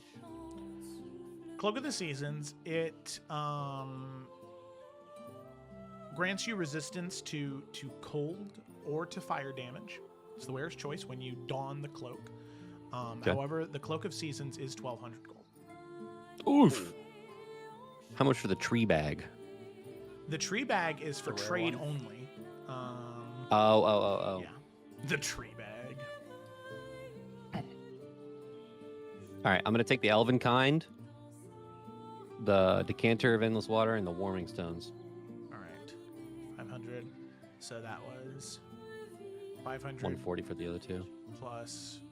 Yep. Well, let me see here. 500, 150, 650. She'll sell them all to, or they'll sell them all to you for. How did I just say? 650. 650. Sell them all to you for 610. Give you 40 gold off. 610 it is. 16. No chance I can convince you to let Merrick buy those boots, huh?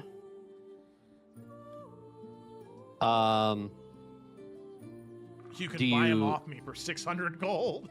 Do you say something to Edwin as he buys them? No. Okay. This is Ryan talking to John.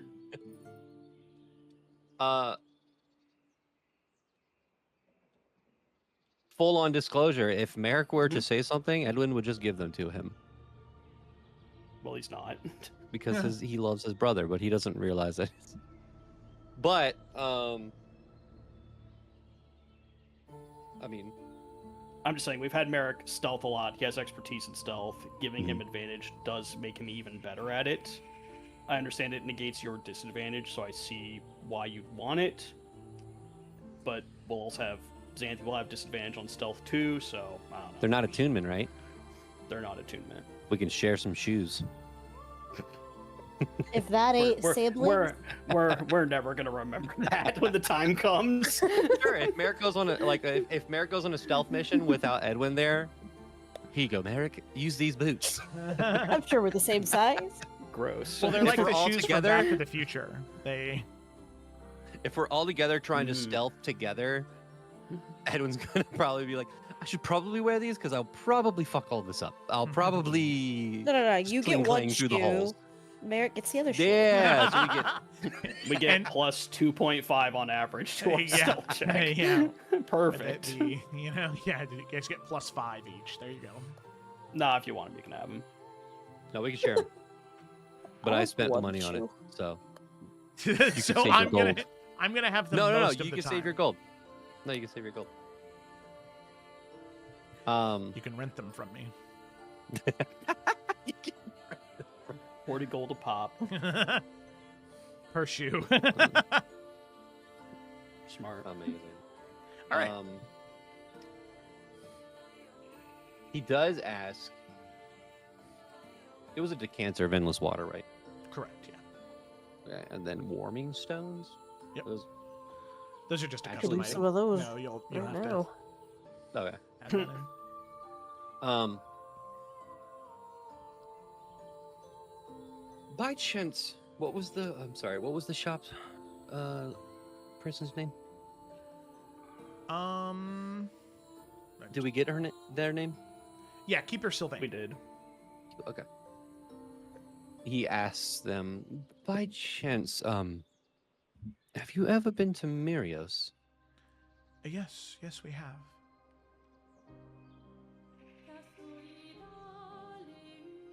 How old does this person look, Joe? Very From old. just a glance, But like, very like old. Okay. in a unsettling way, where their skin is like perfectly smooth. Okay. They've got old eyes.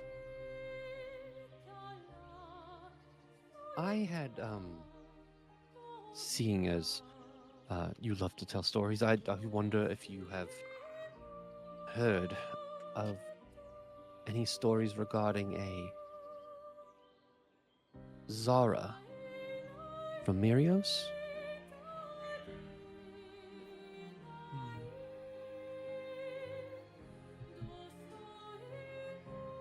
I bring it up because I've read through books, and I am a cleric myself, that she possessed very powerful healing magic. I'm just wondering if you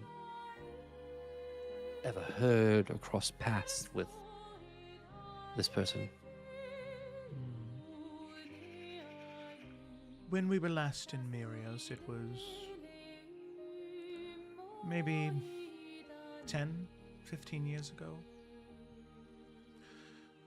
The last time we were there, There was an inn that once belonged to a woman by the name of Zara that had long been abandoned.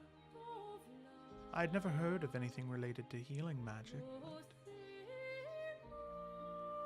from what I had heard, the stories that had been told is she vanished one night. Long before we had arrived, and that side of the port was more lost without her. Did you, by chance, happen to hear when she vanished?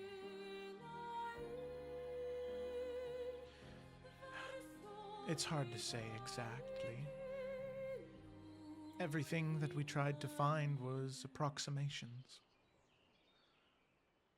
But perhaps 15, 20 years before we arrived. So 30 to 40 years, maybe?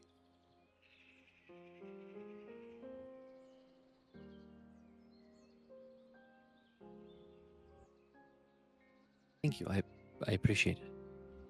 Of course. I'm sorry I do not have more information. It is fine. I understand that the story is far-fetched. It is very hard to find any information about it. Well, I appreciate the business. I appreciate I'm going to get quite a lot of use out of this holding the decanter of endless water. Of course. Thank you. Mm-hmm. They nod their head. Bless you. She'll look to the other, or they'll look to the other four of you. Does anyone else have anything they'd like to try and purchase? Anything they'd like to ask about? Yeah, I mean, if no one else wants to buy anything, Merrick would ask. He would ask if this tune means anything to them, and he would whistle the Song of the Sanguine that he's heard since he was a kid to see if there's any familiarity there.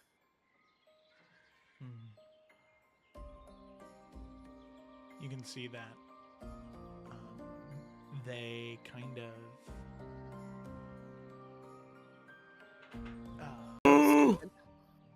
Okay, well, since I'm doing this, I'll try and start going live again. We'll see if it remedied itself. Oh, it's still broken, like a stupid idiot. Okay, we'll see what happens. Yeah, all right, it's just a YouTube special. Yeah, maybe. It's Halloween. Good thing it'll come out. Yeah. This video will come out on October 2nd. Oh god. Hell yeah. I put the thong on my head again. Okay. So, all of you then depart from the archivist caravan, unless there was anything any of you wanted to ask about in terms of ancient lore that the Harkers may have compiled over the many years of their travels.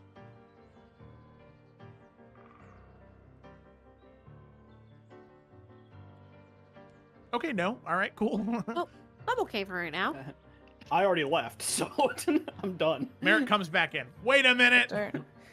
He sneaks in after they left. All right, now the real question. He I walks didn't want in. them to know. I'm their brother. Gemma, what'd you say? What were you? From another mother. What was your question? I'm not asking for lore because I feel like there's nothing that's not incredibly suspicious. But when we do leave from where that caravan is, Zenthi will go to Edwin. Would you mind if I held on to one of those stones? Sure, it's not cold. Yes. I heard what it was. Thank you. Sure, yeah, you can hold on to one. Any particular reason why?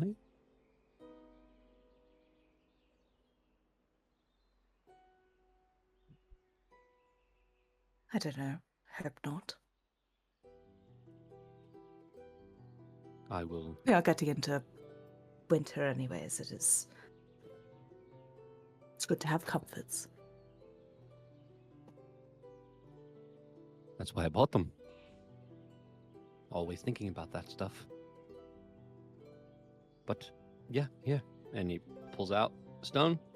How many did I get? 2? Yep, 2. 2. Yep, 2. Oh my god. This my fucking mic is being a bitch. Hands are the 1. Thank you. You're welcome. And just kind of looks to her to see if she says anything else or walks away.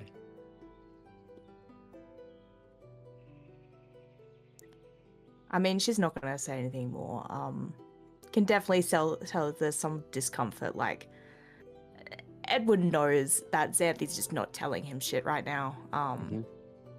I think that's more than clear. But no, she's not going to add anything more. As she's kind of starting to walk away, he just says, "You do know that you can talk to me, right? I know that you probably prefer not to, but you can. You were there for me, and I'm always going to be there for you."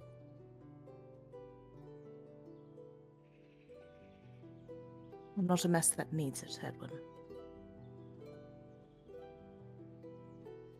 Everyone's a mess, Xanthi.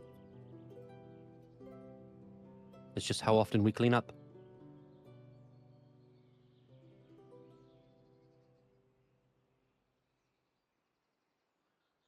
Thank you for the stone. Don't lose it. I only have 2.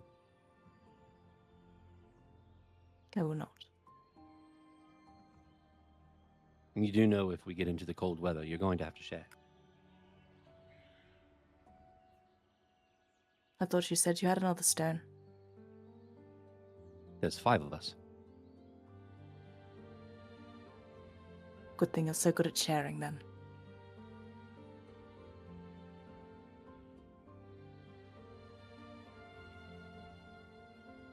And he just lets her walk away.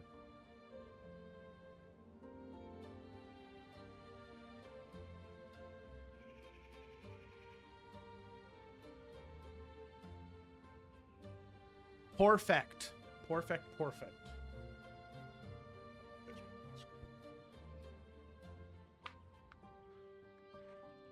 I understand I'm the only one dressed up still, but goddamn it, I'm committing. It's Halloween. Well, no, it's not. But I still have my hat on. man, shut your bitch ass up. Okay. See? Okay, dude. Everything else is gone. It's hot in here, man. That's so good. So just for that, I'm committing even harder. All right. Oh god. Oh, now he can't see. So, with that, you visited all of the main carts. However, in the carts that are still there, there's still, several knick-knacky carts where people are just selling, small trinkets and curios and things like that. Read my list here. So there's things from, flowers pressed in glass, dream catchers, sacred seeds that are painted, with Harker runes, storyteller stones. They're smooth stones that are carved with various scenes throughout, history and throughout the different eras. There's a warding charm, musical chimes. There's a whole bunch of different stuff to be had here. But if there's any We'll purchase 50 gold worth of knickknacks. 50 gold worth of knickknacks. All right. She likes these type of things. All right. You ready to write down what I'm just going to give you random stuff. Oh, just send it to me. Okay. Maybe 25 worth of gold. Well, you don't want to spend 50 gold on knickknacks? I'll spend 25 gold. Okay, 25 gold. Give me some knickknacks. I'll get some more cool stuff to put in my hair. Okay. Okay, but I have to do this now or else I'll forget. So you're just going to have to sit there and wait. Okay.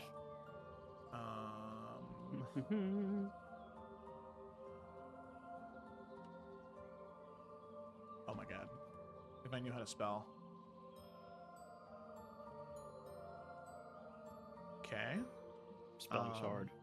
It is, especially trying to spell anything with more than 2 letters, you know? And...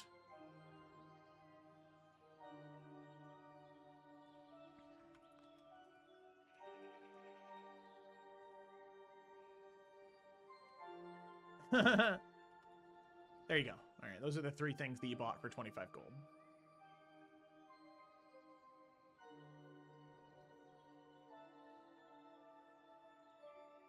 All right. Worth. Sick.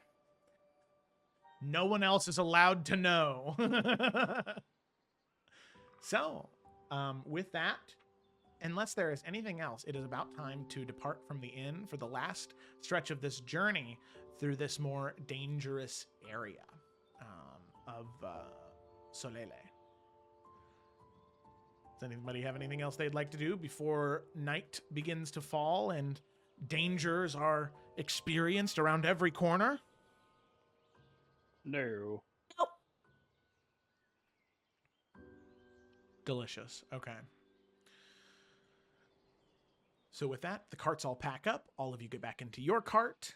And with that, you head towards what is known colloquially as the Cairnbreak, or the Chasm of Undeath. So, as you begin to make your way, the forest and greenery begins to fade as there is a much more ominous air that begins to fill the path in front of you as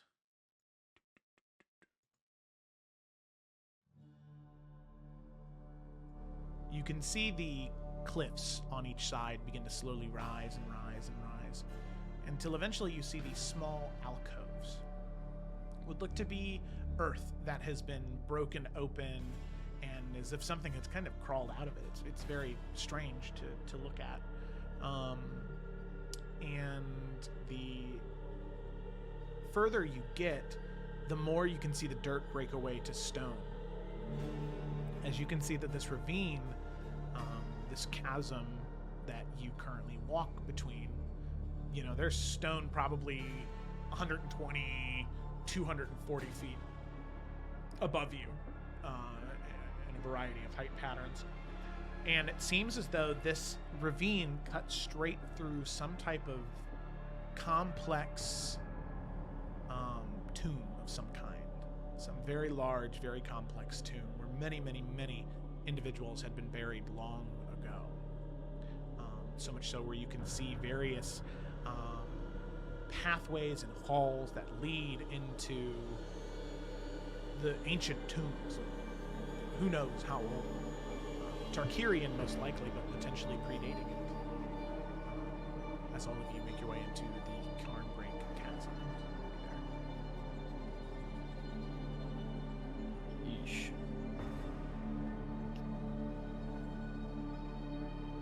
Dude, look at all these little tiny rooms we can stay in. You are not staying here. Can I burn some of my awards as we're walking? Yeah, so you guys are in a cart right now. Oh, well, riding, I guess I should say. Yeah, sure. You begin to burn them and sort of hang them out the window. Just Feels so like, yeah, feels like a spot for that. Word eventually reaches to the back of the cavern that there is a retinue of 20 Knights of Dusk who have arrived to meet you here, as well as 50 Solelan soldiers from the army that are here as well, to pretty much mount up in different positions along the caravan to fight back any undead that might try and approach the caravan.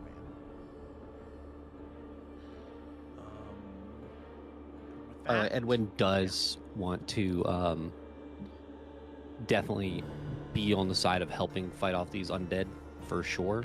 I was muted earlier before we left, but he did talk to those other clerics to get more information about this, and He's ready to fuck up some zombies and skeletons or whatever the hell's in here. Yeah.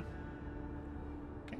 So with that, you kind of join their volunteering your services, and after having spent a few days kind of talking back and forth with that cleric, you can she does permit it and allows you to be in line with them, and she just gives you some of the very basic words that you'll be chanting with them, invoking that sort of sun deity that Solalans worship in place of a traditional church like in Adaria.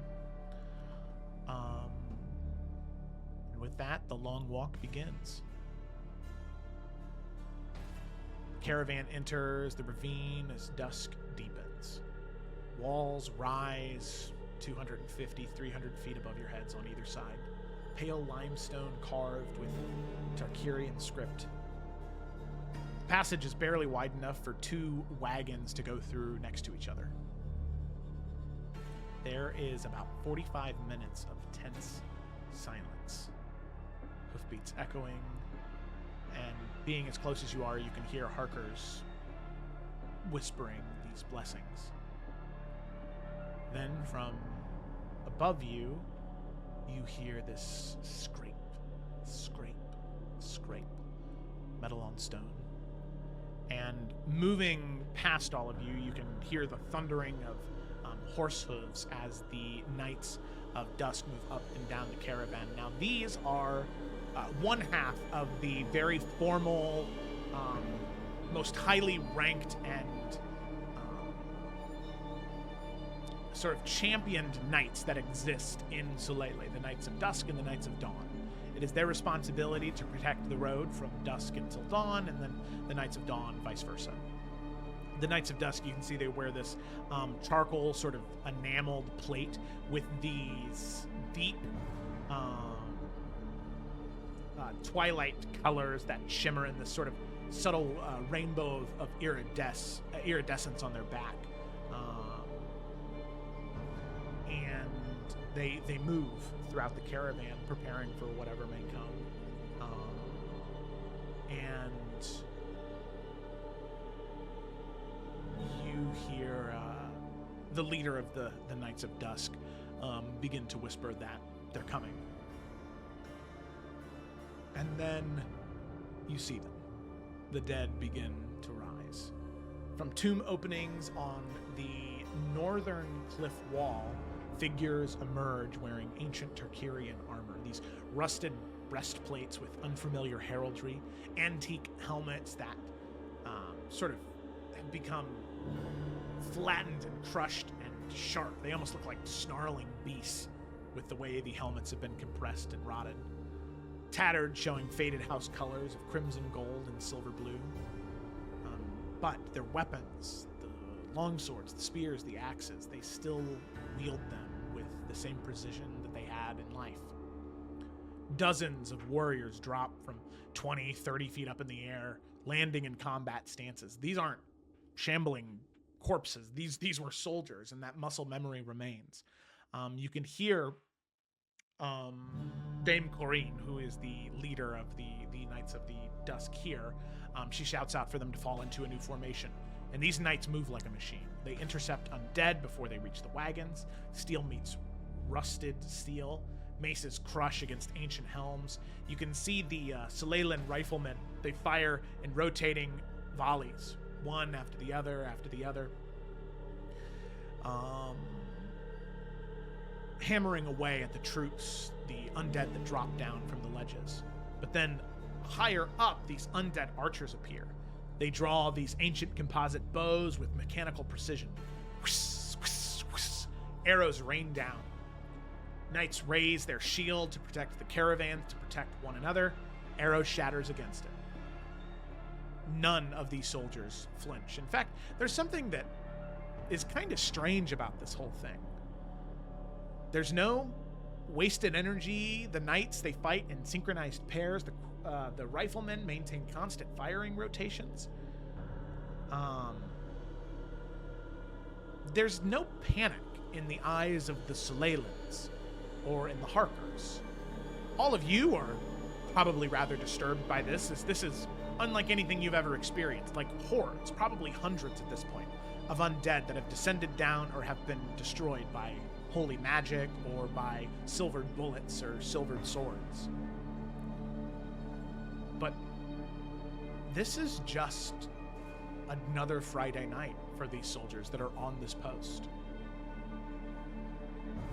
In fact, as some of you that are more curious, maybe Edwin from your better vantage point, some of the riflemen that are either on top of the caravans as they're moving or on horseback, some of them yawn between volleys. They are just not worried at all. Eventually, the undead are repelled. They're pushed back. You're able to make your way through the cavern, and the casualties are 2 guards that are wounded. One of the elks that pull the Harker wagons was injured, but will be okay. And one of the knight's horses was killed. But there are 0 deaths among the living. And as you're sort of like leaning out, looking at the Knights of Dusk, you can see Dame Corinne as she's moving up, speaking with one of the other knights. She says, "Standard engagement. Lighter than last week, in fact." As they ride up. Eventually, the road widens, and the cliff walls fall away. Ahead, you can see Camp Solebreuve, which is the area where any of the soldiers or Knights of the Dusk rest after going through what they did. Just a few more hours up the road is the major city of Solebreuve. In fact, one of the larger and newer cities of Soleil.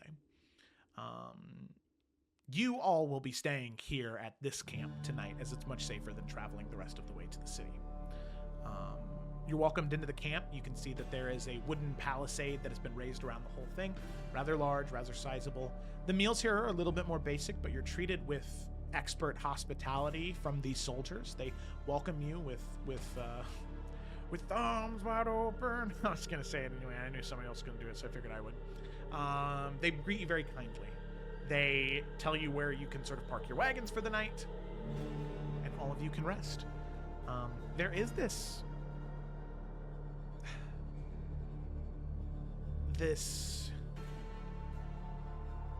lingering air that is unsettling. Most of this area of Soleil has been beautiful and has been, more than what you could have imagined, but this here is a real stain on what you thought it would be. This darkness, this shadow, the undead literally crawling through their tombs to try and snuff out the light of the living. It's very strange. Very, very, very strange. But for these Soleilans, it's part of it. It's normal. So as all of you camp for the night, the Harkers are here, the other individuals you've been traveling with are here, all of you can speak with one another, but also the Knights of the Dusk, as well as some of the soldiers are here as well. Is there anything any of you wanted to do while in Camp Solebreuve before heading to rest for the night? Not I. Not I.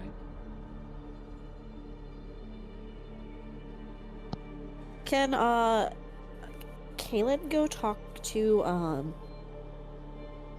the leader of the Knights of Dusk? Yeah, of course. Dame Corinne? Yeah, that's the name. Right. Yeah, like before she settles down, she'll just go over, just curious, not trying to intrude too much. She would just say, excuse me, I just had a question. It might seem strange, but You two are dismissed, and talking to the other 2 knights as she looks back to you. my companions and I are not from here, and I just... the casual tone everyone took with what just happened, I just find strange. Yes. And you all just... this is just normal. Normal is not exactly the word I would use, but it is as normal for us as it can be. It is a job that we have. Our job is to keep the people of Soleil and those traveling through these roads safe, and so that is what we do. And this, in particular, is something that has been happening for...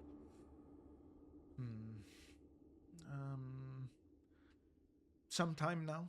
longer than I've been alive, so it's a part of this area of Solele. Has no clerics or anyone else not just come through to put an end to it? Is the land cursed or something? I don't understand how these things just continue to materialize. The land is not cursed, no. It is very, very, very old, and one thing that I think is, well, difficult in some aspects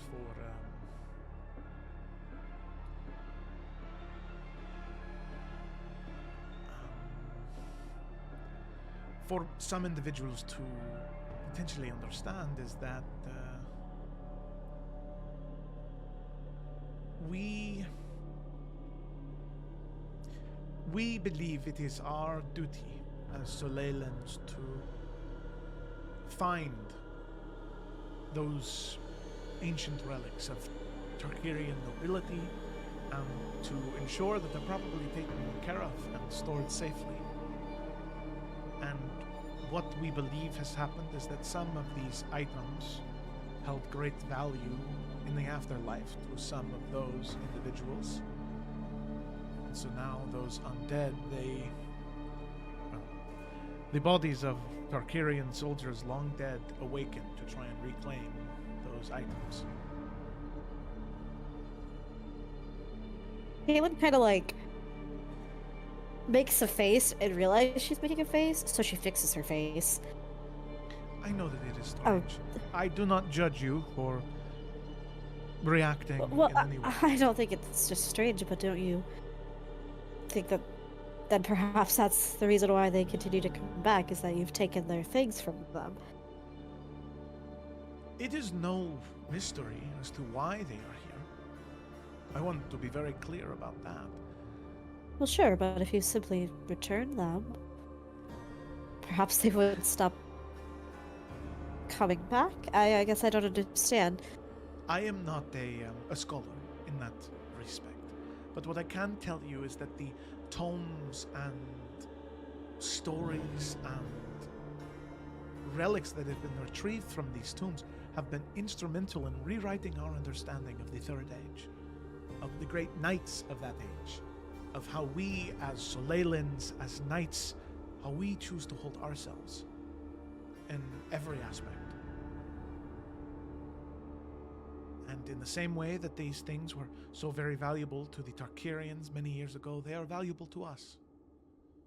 We do not pilfer them, we do not destroy them, we keep them safe, we keep them maintained. So the gold and the jewels will not lose their luster, but they are not being sold like petty cash in a market in Sabre-Marché. They are treated with the utmost respect, and they are held within Solebruf. They are held close to home, which is why the undead do not dare linger past these lands.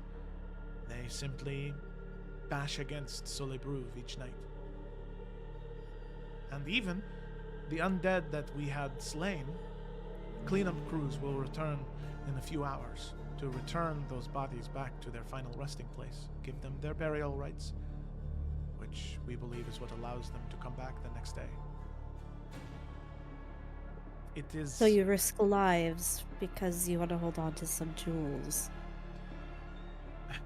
Perhaps jewels was a poor example to use. I understand. No, I it may understand sound that. strange, but No, I just... Well, I guess it is strange. I just feel as though the solution to a lot of the problems could be remedied. But again, I am an outside eye, and I am sure nothing as simple as it may seem isn't actually as easy. I apologize. I was just curious. no, of course. I must stress that although it is strange and by Adarian standards to pilfer the tombs of ancient places, I can only imagine how that must sound. But Does she sound like she actually believes what she's saying, Joe? Make an insight check. I mean, I don't know. Just kind of weird.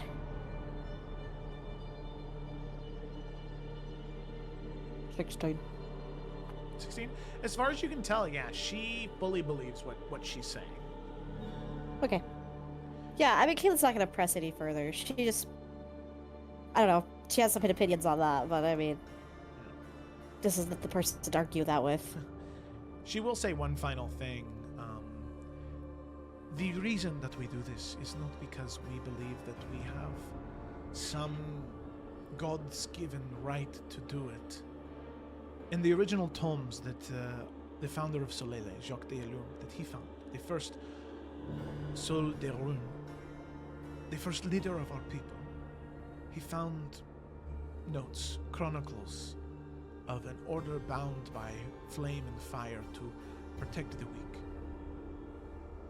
And in those tombs and in those tomes, it talked about how important it was to preserve knowledge, to keep it safe, so those may have access to it should they need to find it, should they need to learn.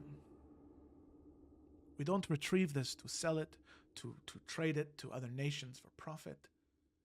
We do it to preserve the memory of one of the greatest nations that have ever existed, greater than Solele by far. And the undead, they come because we have robbed them of their tombs, of their history. And it is hard to reason with undead, that we do not rob them for our own glory, but to preserve the glory they earned many years ago. But that is how we see it. And I understand from an Adarian point of view, it may not look that way. No, I appreciate you taking the time to even begin to try to explain. Of course. Thank you. I was just curious and just something new, I suppose. Regardless, thank you for taking care of us. Yes, of course. Please, if there's anything else you need, do not hesitate to reach out. I would be happy to assist.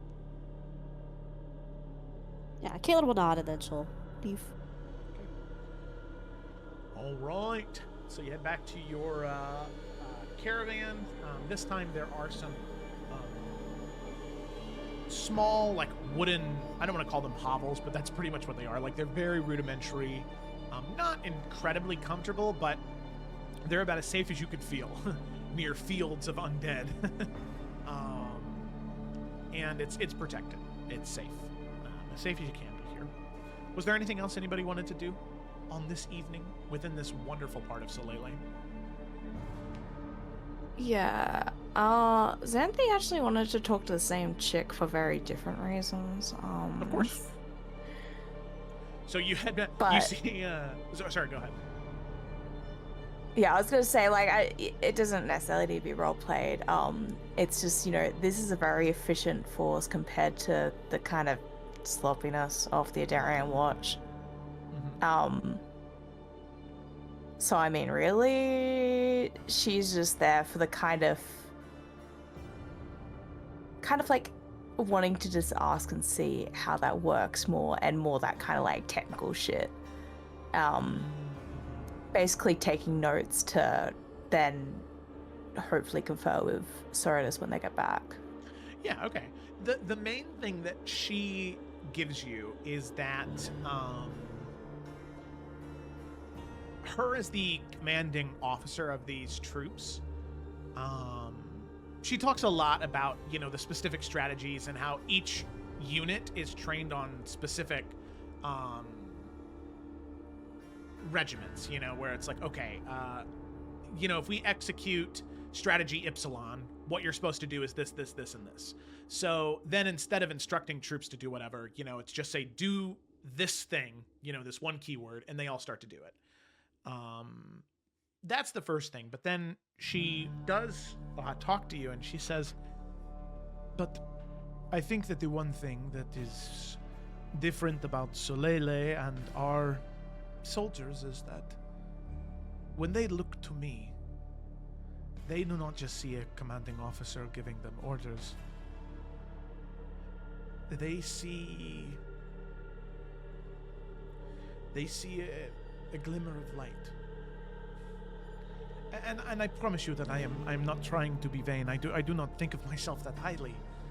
But when they look to me, when they listen to me, they understand that the oaths and teachings that I have sworn my life to is to fight for the light, to fight for good, to fight for the people of Solele, to keep them safe. And they know that I will do everything in my power for that, even if it means sacrificing myself, so they may live. And when it comes to fighting, they fight even harder, faster, braver, stronger, because they know that not only am I there with them, but I am a representation of Solele, of this great place that we get to call home. In this, as you're in this like war camp as undead are, pounding into a city just a few hours up the road.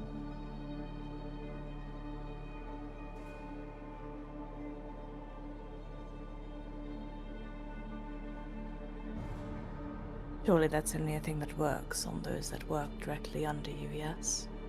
For other divisions, for recruits?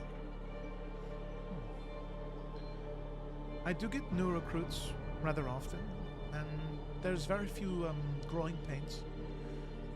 But even when I work with individuals that I do not command often, there is respect, at least. Even if they do not think that I am as great as the Knight of Dawn or Dusk that they work with frequently, they still know that is my job, is to be there, to be what I had spoke of earlier. How much of that, truthfully, is teachable? I don't know. I really think it's just because of the way that we live in Solele.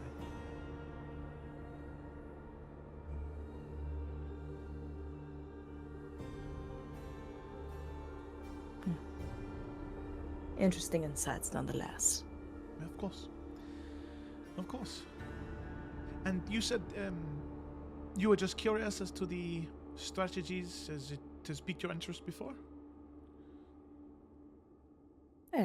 Just curious, naturally. Yes, of If we course. are wanting to secure land here, it'd be good to know who's protecting it. Of course. Well, as beautiful as it is during the daytime, I don't know if I would recommend anything for an Adarian near Solebruth. If Yes, you well, are... would hope for better scenery than this. Yes, Colleen is so beautiful. It is very serene, very quaint. But if you are looking for something closer to trade, closer to profits, is what I'm assuming you are seeking, Sable Marché to the far south within the deserts might be what you're looking for most. And in fact, most of the land there is unpurchased. But beneath that sand is very fertile land. You just need to work a little harder for it. But allow me to not give you the merchant advice on what to buy. I'm sure you already have several properties picked out. Well, if there are no other questions. No, that is all. Thank you for your time. Yes, of course, of course. Well, please allow me to walk you back to your lodgings. Thank you. Of course. And with that, you and the Knight of Dusk, the two of you make your way back. And as soon as you get back to your small lodgings, she will see you off and head back to what she was doing. All right. Anything else in this wonderful place?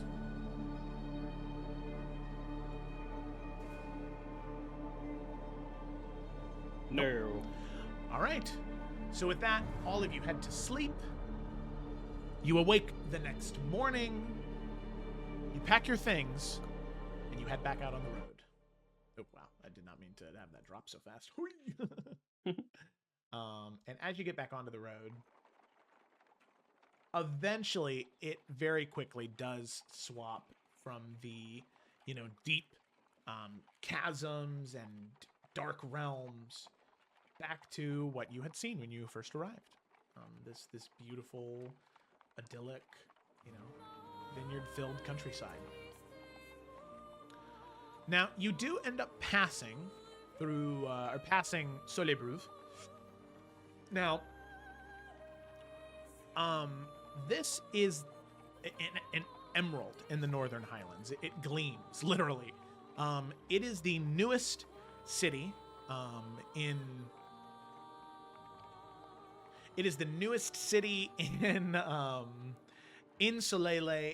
Beautiful. Everything is pristine, white marble, boulevards wide enough for 3 carriages next to each other. Fountains featuring the latest of engineering, gas lamps, a recent innovation, illuminating streets after dark. And it is in this beautiful shades of verdant green and pale gold, buildings constructed with mathematical precision. 3-story townhomes, green-tiled roofs for archaeologists, merchants, academies, and opportunists drawn by this promise of discovery of these Tarkarian tombs that could be that great treasures and great items could be found in. But you're not stopping in Solebreuve, at least not now, as Xanthi, you do know that this city is the one, at least it's much larger now than what it was in the notes that she wrote, but this is where the vault is that Elendara spoke of.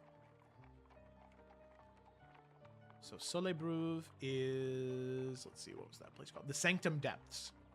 That is this place. It is in Solebreuve. So you're not done here.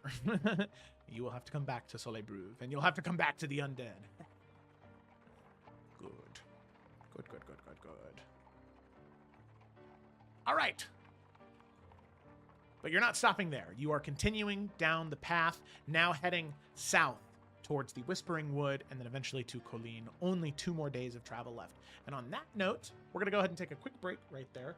Let's say 15 minutes. Well, we'll do like 17. We'll just come back at 8:15 or 15 your time. Yeah, 15 your time. Thanks for watching so far, everybody, and we will be right back. Boo-doo.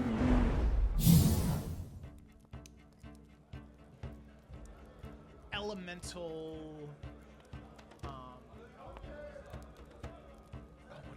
What is the word? I'm totally blanking on the word.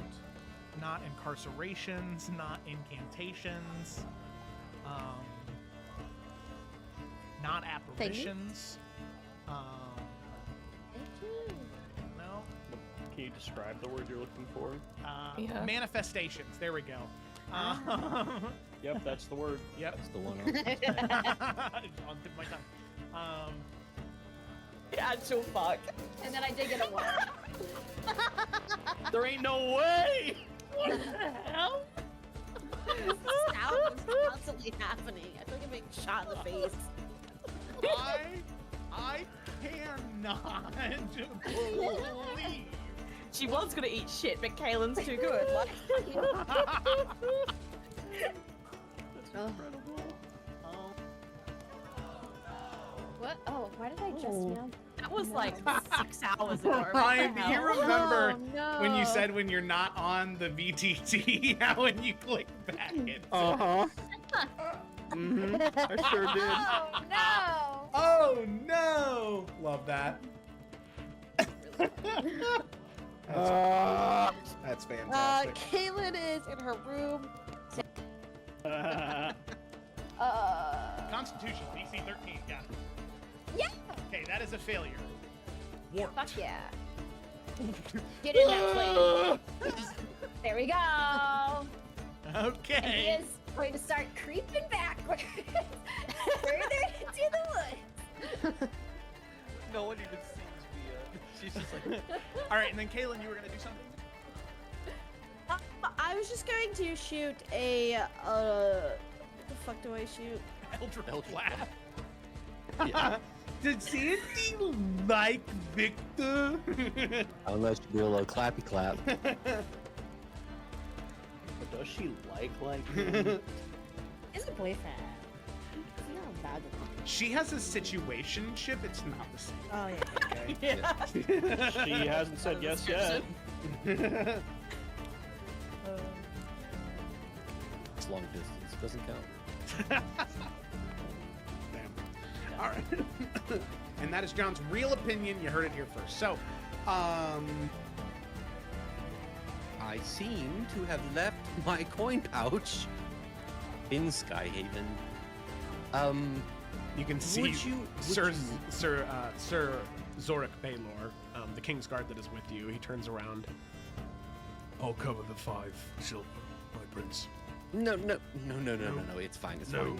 No. It's no. Please, I would feel horrible. We can just. You see, he reaches into his small coin purse and he sits. Heavy sleeper. It's totally Caleb. Same name as your character. The fuck came up with They're not even the same. Learn how to speak, Gemma. I can't. Love ya. Okay. She can't speak right. She has one horn. It makes her have a lisp, just like a missing Part of tooth. her brain broke off in that horn, you know? Oh. Damn, that's crazy. Can you imagine? Why is your brain horn shaped? Your intellect is stored in the horn. I'm not God, I don't know. Really funny. Right, that was really funny. Like, All right. So, There's no shopping to be had this evening. okay. Long story short. You- The P dick. I'm sorry. It doesn't look like that at all. Yeah, that's what I'm saying as well. It's a roasted Look pig, up Grumpy. guys. you both were thinking that? Yeah. That was my very All first 3 of thought. you? Get What your the minds fuck? out of it. Yes, All right. It I kind did of it looks for like her a pleasure. puppy. Let me Let's tell go. you. So Best. Rip for her pleasure. It's crazy. Merrick fuck does abdicates. that? Elemental.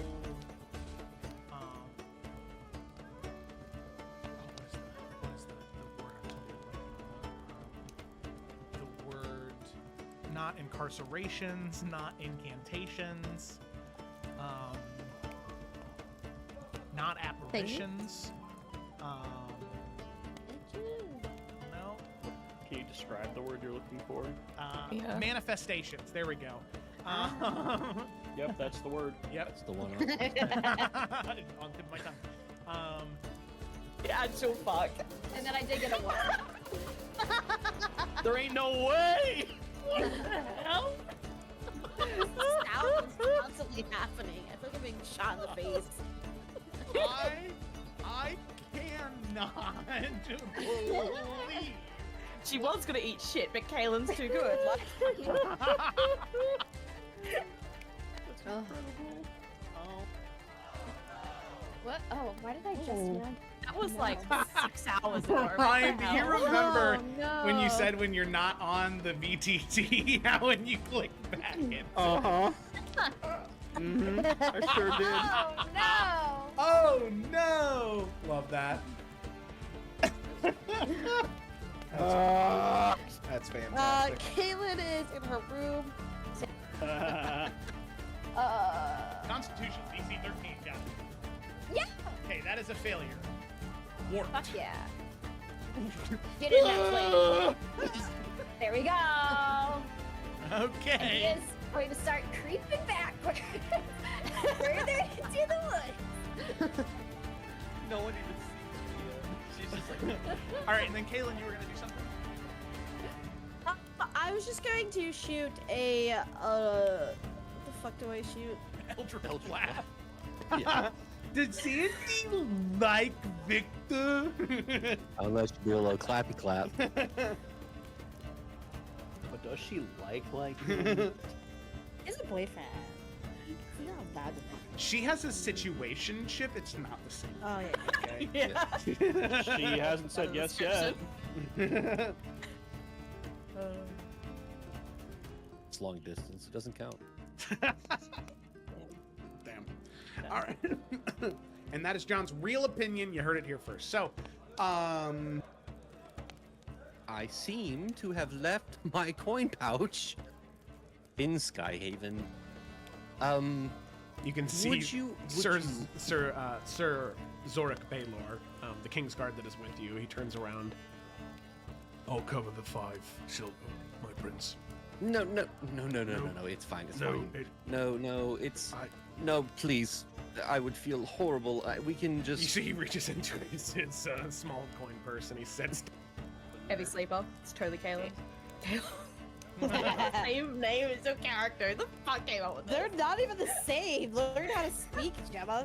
I can't. Love ya. Okay. Can't speak right. She has one more. It makes her have a lisp, just like a missing Part of tooth. her brain broke off in that horn, you know? Damn, that's crazy. Can you imagine? Why is your brain horn shaped? Your intellect is sorted wrong. I'm not God, I don't know. Really funny. Right, that was really funny. Like, All right. So. There's no shopping to be had this evening. Okay. Long story short. Rippy dick. I'm sorry. It doesn't look like that at all. Yeah, that's what I'm saying as well. It's a roasted pig, Grumpy. guys. you both were thinking that? Yeah, That look was at my it. very All first 3 of thought. you? Get What your the minds fuck? out of it. Yes. All right. It I kind did of it looks for like her a pleasure, pig. let me tell you. So, best. Rip for her pleasure is crazy. Merrick abdicates. Elemental.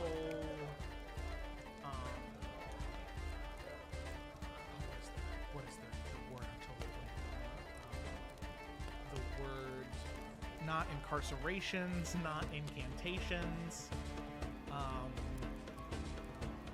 not apparitions. No. Can you describe the word you're looking for?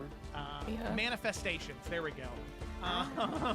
Yep, that's the word. Yep. That's the one. On the tip of my tongue. The actual fuck. And then I did get a 1. There ain't no way! What the hell? This sound is constantly happening. I feel like I'm being shot in the face. I cannot believe. She was gonna eat shit, but Kaylin's too good. Like,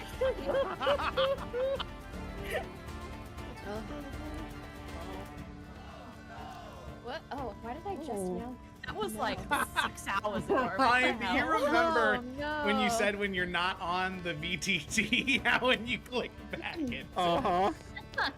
Mm-hmm. I sure did. Oh no! Oh no! Love that. That's fantastic. Kaylin is in her room. Constitution, DC 13, got it. Yeah! Okay, that is a failure. Warped. Fuck yeah. Get in that plane. There we go.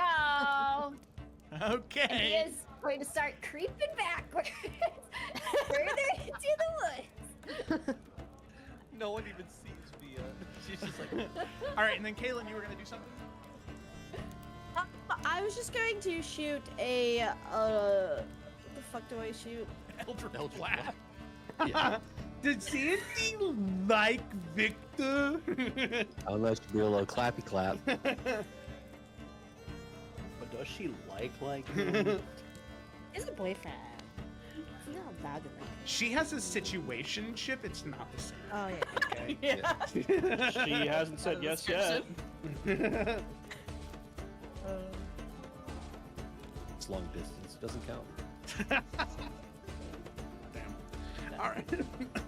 And that is John's real opinion. You heard it here first. So, I seem to have left my coin pouch in Skyhaven. you can see Would you- Sir Zorik Baylor, the Kingsguard that is with you. He turns around. I'll cover the 5 silver, my prince. No, it's fine. It's fine. No, it's I- no, please. I would feel horrible. We can just. You see, he reaches into his small coin purse and he sets. Heavy sleeper. It's totally Caleb. Same name as your character. Who the fuck came up with They're not even the same. Learn how to speak, Gemma. I can't. Love ya.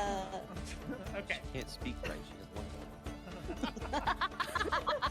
It makes her have a lisp, just like a missing Part tooth. of her brain broke off in that horn, you know? Damn, that's crazy. Do you imagine? Why is your brain horn shaped? Your intellect is stored in the horn.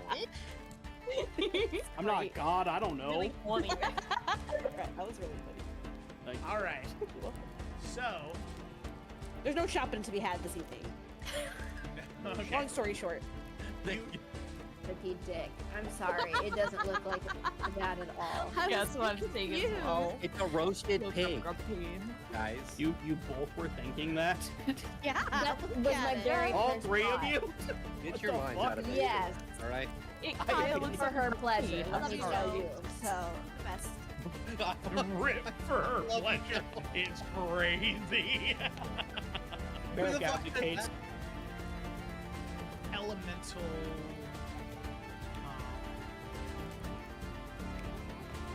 What is the word? Not incarcerations, not incantations, not apparitions. No. Can you describe the word you're looking for? Yeah. Manifestations. There we go. Yep, that's the word. Yep. That's the one. On the tip of my tongue. The actual fuck. And then I did get a one. There ain't no way! What the hell? This sound is constantly happening. I feel like I'm being shot in the face. I cannot believe. She was gonna eat shit, but Kaylin's too good. Like, Oh. What? Oh, why did I just know? that was No. like 6 hours ago. Ryan, do you remember Oh, no. when you said when you're not on the VTT, how when you click back into it? Uh-huh.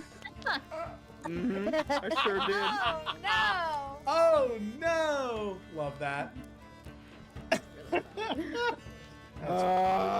That's fantastic. Kaylin is in her room. Constitution, DC 13, got it. Yeah. Okay, that is a failure. Warped. Fuck yeah. Get in that plate. There we go. And Okay. he is going to start creeping backwards further into the woods. No one even sees me. She's just like. All right, and then Kaylin, you were gonna do something.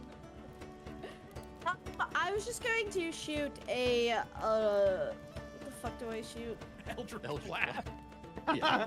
Did Sandy like Victor? Unless you do a little clappy clap. But does she like It's a boyfriend. It's not allowed to like. She has a situationship. It's not the same. Oh, yeah. Yeah. She hasn't said yes yet. It's long distance. It doesn't count. Damn. All right. And that is John's real opinion. You heard it here first. So, I seem to have left my coin pouch in Skyhaven. you can see Would you- Sir Zorik Baylor, the Kingsguard that is with you. He turns around. I'll cover the 5 silver, my prince. No. It's fine. It's fine. No. It's no. Please. I would feel horrible. We can You just. see, he reaches into his small coin purse and he sets. Heavy sleeper. It's totally Kaylin. Same name as your character. Who the fuck came up with They're not even the same. Learn how to speak, Gemma. I can't. Love ya. Okay. Can't speak right. It makes her have a lisp, just like a missing Part of tooth. her brain broke off in that horn, you know? Damn, that's crazy. Do you imagine? Why is your brain horn shaped? Your intellect is stored in the horn. I'm not God, I don't know. Really funny. Right, that was really funny. Like, All right. So, There's no shopping to be had this evening. Okay. Long story short. The P dick. I'm sorry. It doesn't look like that at all. That's what I'm saying as well. It's a roasted pig, Grumpy. guys. You both were thinking that? Yeah. That look was at my it. very All first three of thought. you? Get What your the minds fuck? out of it. Yes. All right. It I kind hate of looks For like her a pleasure, grumpy. let I'm me sorry. tell you. So, The best. Rip for her pleasure is crazy. Merrick abdicates. Elemental. What is the word? I totally. The word.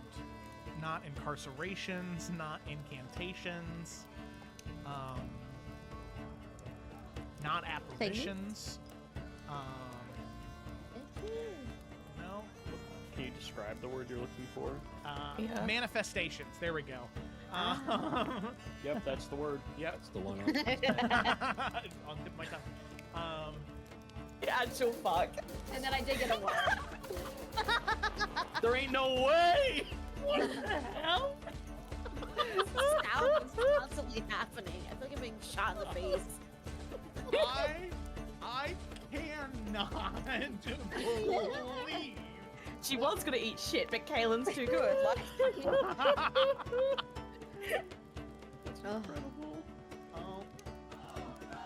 What? Oh, why did I just now? that was like 6 hours ago. Ryan, do you remember Oh, no. when you said when you're not on the VTT, how when you click back into Uh-huh. Mm-hmm. I sure did. Oh no! Oh no! Love that.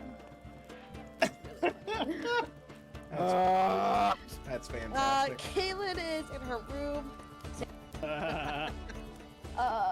Constitution, DC 13, got it. Yeah! Okay, that is a failure.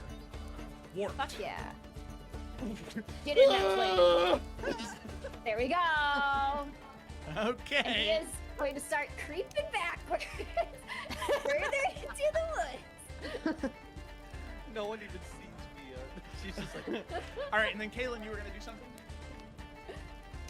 I was just going to shoot a what the fuck do I shoot? Eldritch Blast. Yeah. Did Sandy like Victor? Unless you do a little clappy clap. But does she like me? It's a boyfriend. He's not bad. She has a situationship. It's not the same. Oh yeah. Yeah. She hasn't said yes yet. It's long distance. Doesn't count.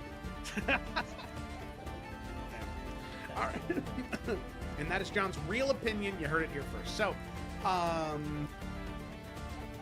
seem to have left my coin pouch in Skyhaven. you can see Would you- Sir Zorik Baylor, the Kingsguard that is with you. He turns around. I'll cover the 5 silver, my prince. No. It's fine. It's fine. it, No. It's I- no. Please. I would feel horrible. We can just. you see he reaches into his small coin purse and he sets. Heavy sleeper. It's totally Kaylin. Same name as your character. The fuck came up with They're not even the same. Learn how to speak, Gemma. I can't. Love ya. Okay. She can't speak right. She has one horn. It makes her have a lisp, just like a missing Part tooth. of her brain broke off in that horn, you know? Oh. Damn, that's crazy. Can you imagine? Why is your brain horn shaped? Your intellect is stored in the horn. I'm not God, I don't know. Really horny. Right, that was really funny. Thank you. All right. So, There's no shopping to be had this evening. okay. Long story short. You- The P dick. I'm sorry. It doesn't look like that at all. That's what I'm saying as well. It's a roasted pig, Grumpy. guys. You both were thinking that? Yeah, That look was at my it. very All first 3 of thought. you? Get What your the minds fuck? out of it. Yes. All right. It I kind hate of looks For like her a pleasure, grumpy. let I'm me sorry. tell you. So, the best.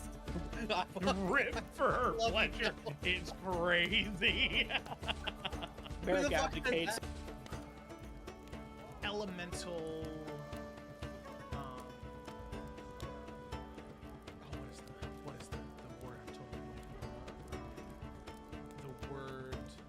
not incarcerations, not incantations, not apparitions. No. Can you describe the word you're looking for? Yeah. Manifestations. There we go. Yep, that's the word. Yep. That's the one. It's on tip of my tongue.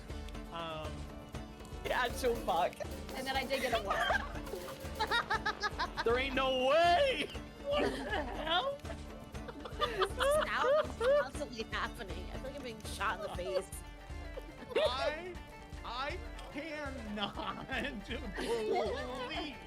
She was gonna eat shit, but Kaylin's too good. Like,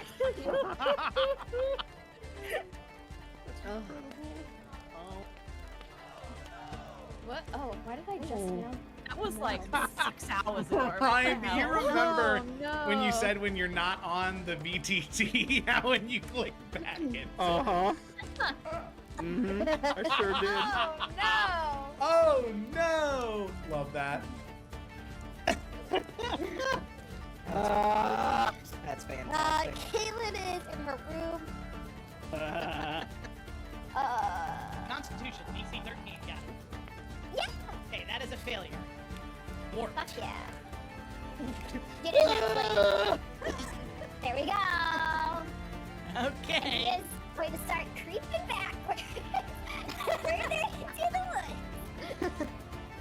No one even sees she's just like. Alright, and then Kaylin, you were gonna do something? I was just going to shoot a, what the fuck do I shoot? Eldritch Blast.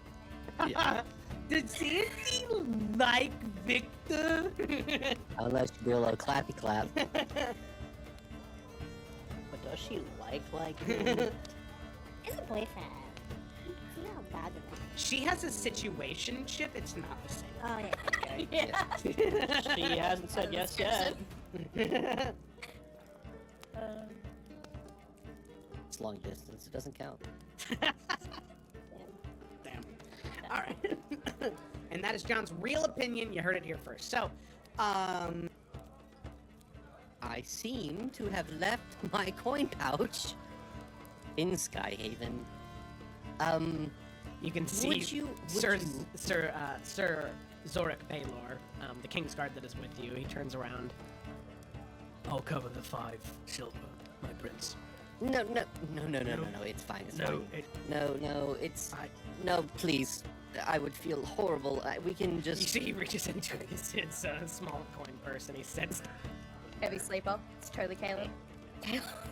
Same name as the character. The fuck came up with They're not even the same. Learn how to speak, Gemma. My God. Love ya. okay. Can't speak right. She has one. It makes her have a lisp. It's like a missing Part tooth. of her brain broke off in that horn, you know? Damn, that's crazy. Can you imagine? Why is your brain horn shaped? Your intellect is distorted. I'm not God, I don't know. Really funny. That was really funny. Like, All right. So, There's no shopping to be had this evening. okay. Long story short. He dick. I'm sorry. It doesn't look like that at all. Guess what I'm taking home. It's a roasted pig, guys. you both were thinking that? Yeah, that was my very All first 3 of thought. you? Get your mind out of it. Yes. Alright? It kind of for her pleasure. Let me tell you. So, that's... Rip for her pleasure. It's crazy. Very the fuck abdicate. Elemental.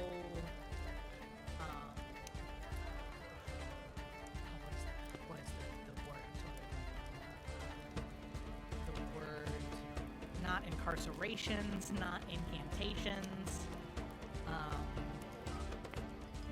not apparitions. No. Can you describe the word you're looking for? Yeah. Manifestations. There we go. Yep, that's the word. Yep. That's the one. I'll tip my tongue. yeah, so fuck. And then I did get a 1.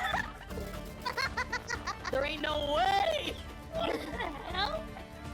This sound is constantly happening. I'm being shot in the face.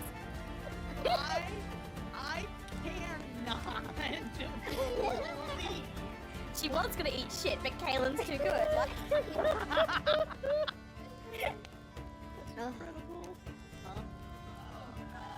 What? Oh, why did I just know? That was like 6 hours ago. Ryan, do you remember Oh, when you no. said when you're not on the VTT, how when you click back in? I sure did. Oh, no! Oh no! Love that. That's fantastic. Kaylin is in her room. Constitution, DC 13, got it. Yeah! Okay, that is a failure. Warped. Fuck yeah. Get in that place. There we go. Okay. He is going to start creeping backwards. Further into the woods. No one even sees the. She's just like. All right, and then Kaylin, you were gonna do something. I was just going to shoot a, what the fuck do I shoot? Eldritch Blast. Yeah. Does Sandy like Victor? Unless you will clappy clap. But does she like He's a boyfriend. See how bad it is. She has a situationship, it's not the same. Oh, yeah. Okay? Yeah. She hasn't said yes yet. It's long distance. Doesn't count. Alright. And that is John's real opinion. You heard it here first. So, I seem to have left my coin pouch in Skyhaven. you can see Would you- Sir Zorik Baylor, the King's Guard that is with you. He turns around. I'll cover the 5 silver, my prince. No, it's fine, it's fine. No, it's... No, please. I would feel horrible. We can just... You see he reaches into his small coin purse and he says... Heavy sleeper. It's totally Kaylin. Same name as the character. The fuck came up with They're not even the same. Learn how to speak, Gemma. Love ya. Okay. Can't speak right, she has one more. It makes her have a lisp. Just like a missing tooth. Her brain broke off in that horn, you know? Damn, that's crazy. Do you imagine? Why did your brain horn shaped? I'm not God, I don't know. Really funny. That was really funny. Like, Alright. So... There's no shopping to be had this evening. Okay. Long story short. Cookie dick. I'm sorry. It doesn't look like that at all. Guess what? Take it home. Hi, everybody. We're back. Wait. We're back. There we go. Woo! Let's dive back in to this game. Wait, let me since John's present with us, let's reveal his wonderful face to everybody. All right, motherfucker. I tried to do something nice, and this is how I'm treated. Okay, so all of you have departed from the chasm that precedes Solebruf. You've rested in Camp Solebruf, you have departed, and you have passed now the city of Solebruf. You round the corner, you can see outside of the city there are tons of merchants and trade stalls that are getting their wares set up early in the morning, as at night, all of the merchants that sit outside of the city head inside to, withstand whatever undead may make their way around to the side of the city. You can see that there are some bones and some corpses here that are currently being taken off into the city to be treated, to be blessed, and then returned out into the ruins if they can find the proper burial place. It's a very strange, sort of repetitive ritual where they restore the bones of the undead and return them to their final resting place, only for them to awake the next night and continue to batter against trying to retrieve those relics, at least as far as the Solelan clerics can tell. Interesting stuff. So, felt weird to say interesting stuff to my own to my own lore, actually. So I'm gonna take that back. It's on the Interesting internet. It's there stuff, Joe. forever. No, but that's what I was thinking. I was thinking it was interesting too. That's why I said that. I'm glad I'm not the only one.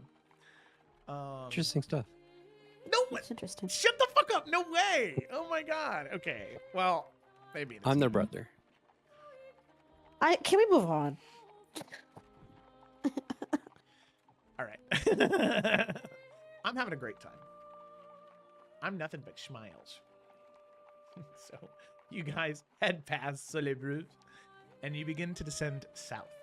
The trees begin to grow thicker as you enter the Whispering Woods. However, before you get to the city, or not before you get to the city, before you leave the sort of city proper and you make your way fully into the depths of the woods. Oh shit. Dude, I got some 4 cheese mac and cheese with some honey hot tenders coming my way. Hell yeah. Gotta crack that open. All right. Oh my God. So, sorry. Day 5. The last day and night of travel. The only one you have left is tomorrow's day, and at night you'll arrive in Colleen. However, after you've navigated this undead gulch and you pass through Soleil, the road ahead is much more gentle. Rolling hills covered in vineyards. There is a return to normalcy. But there are some trees that are spotting up every once in a while as you go closer and closer to the Whispering Woods. The Harker caravan has sort of diverged with the group. They are heading further to Lumskar, the capital, as they will not be heading south into Colleen, but they grant you well wishes, and they see you off and thank you for the trade that you gave them, and they head away. However, as you round a bend, maybe mid-morning, 10, 11 a.m., the caravan has stopped once more. And we'll go ahead and cut to the front of the caravan, where you guys are out of earshot from. But there is a man in his late 30s, dark hair, graying at the temples, clean shaven except for a very finely trimmed mustache across his upper lip. He has these hazel eyes, and his accent is that of an educated Zalalan of the capital city dialect. He wears a signet ring, and he is dressed very finely and carries a fine leather satchel with him. As the caravan slows and stops in front of him, he says, "Good morning, Cavern Master. Might I beg just a moment of your time? I'm hoping that you would be able to do me the luxury of stopping for just one moment." The caravan master does stop momentarily. "Thank you. My name is David Laurent. I am a servant of the Royal Office of Intelligence. We coordinate information between provincial governors and the crown. It is dreadfully boring work. But I understand that there are some individuals that are part of your caravan that I have some questions for." And the caravan master gets off, and they talk back and forth. And the caravan master asks who he's searching for, and David, he says, there were individuals who were picked up in... this is Joe forgetting the name. Sondraport.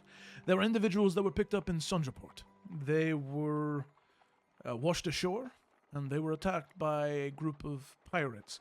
The dossier that I have describes them as a half-elf, 2 humans, a half-orc, and a tiefling. At the very back of the caravan. Do you mind if I... Thank you. I promise I will try and take up as little of your time as I can. I know it is very valuable. And with that, he'll begin to make his way back. And he will approach the very end of the caravan, and he'll sort of knock on the door to the caravan and say, "Good morning. Might I beg just a moment of your time? My name is David Laurent. I serve the Royal Intelligence Office out of Lumskar. I coordinate information between provincial governors and the crown. It is dreadfully boring work. Mostly reports and leisures, but occasionally field work.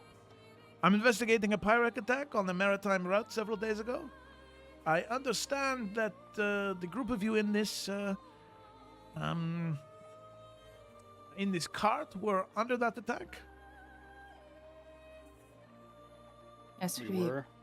more than happy to give a report. Perfect. Thank you very much. Thank you. I know that the last thing you want to do is have to stop on your way to wherever you're going, but we at the office do appreciate it. And I'll go ahead and share an image of Monsieur David Noint. Why is his image not here? I definitely uploaded it. What the fuck? David. A question. If I was to like turn my head away, like I had to sneeze, and whisper a spell, do you think you'd hear it? That would be a sleight of hand check. I know you're not using your hands. Elven kind. I just wanted to. I'm gonna not do this now, but I have detect thoughts on Ooh. hand because I'm a little nervy, Mm. but not yet. Okay. But continue. Sorry, Joe. I was just wondering. Yeah. No, you're good. You're good. Oh, he doesn't look sus. Maybe I take that back. Who knows? Continue. Okay. All right. Well, if all of you wouldn't mind, either I can come in there. However, it seems cramped with 6 people. If all of you wouldn't mind stepping outside, I think it'd be easier for us to talk. So we're not trying to communicate through a panel of wood. No? Yeah, Merrick will hop out. Ah, wonderful, wonderful. Yes. So I suppose one is fine. Is there anyone else who'd like to contribute any information? Or do you speak for? Yeah. No, yes, please. Come on. Everyone looks out. Yeah, wonderful. And you can see he kind of sets the leather satchel down on the ground. He flicks it open. He pulls out a journal and a pen and clicks it. So, for any one of you that is so inclined, could you please describe the attack as it happened? Time, location, number of attackers, anything you can remember. We don't need to withhold information here, right? I feel like we can just tell them. I mean, it's just whether or not you mention the Sanguine or not. I think about the Roquette Pirates, there's no need to lie. It's the other part. I personally think we can tell them about that because, I don't know, Sanguine attacks ships. I don't think it's the weirdest coincidence, but... Yeah, I think we could talk about the agree. Sanguine for sure. Yeah. Cool. We recollect the entirety of everything. Very good. Within reason. within Yeah, reason. minus like they stole our papers that say we're fake merchants. Like, Yeah. like obviously I leaving out all don't- those details.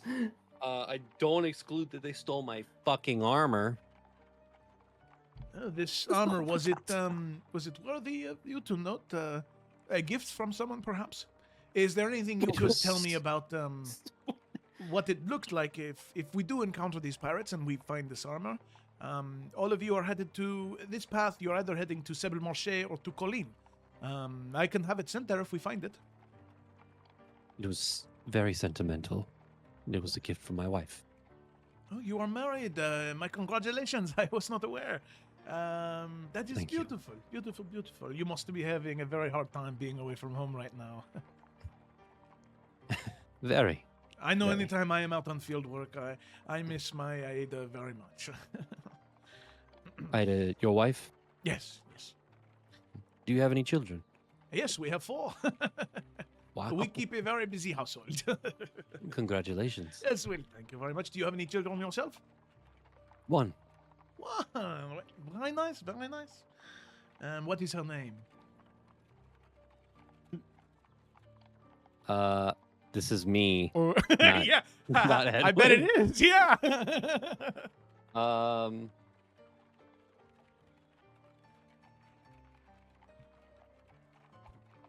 Let's go with Annabelle. Annabelle. Sorry, real quick. Yeah. Because maybe it was said very quickly and I missed. All I heard was you said you have one kid, and then the guy immediately said, "What's her name?" Was that just a slip of Joe's tongue, or is that what was canonically said in the conversation?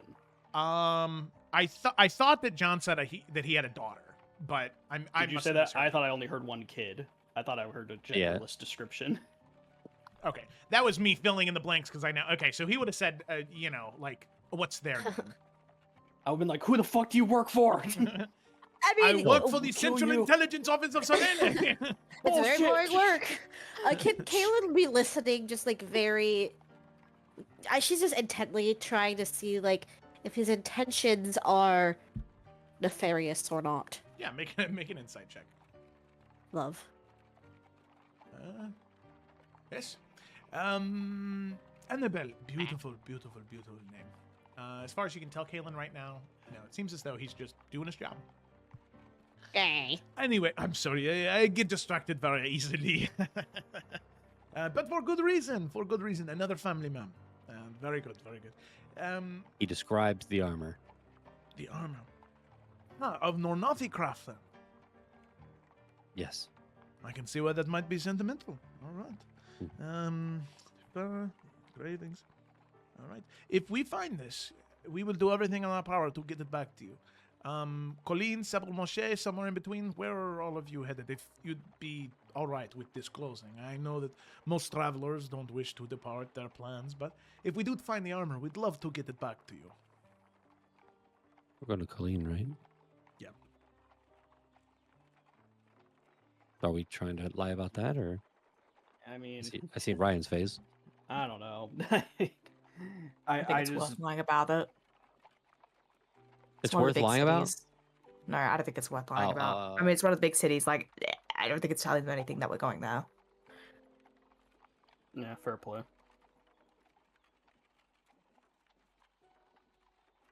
So to... Yeah, he mentions Colleen. Colleen. Oh, beautiful this time of year. Most people go in the spring. They go when the trees are in bloom, when it is bright green, when it is, the season of growth. Winter, right now, in January. The thing that most people don't know about Colleen is that it is green year-round. The trees there is some long-forgotten magic that breathes life into them. Always green, always alive. It is a beautiful place. And the snow on the ground, the green in the trees, there is nothing quite as... I don't know the word for it, but it is just so... peaceful, serene. Yeah. Anyway, very, very, very sorry. So, when the ship approached, you said that you did recognize the flag. The captain of your ship pointed out that it belonged to this roquette, yes?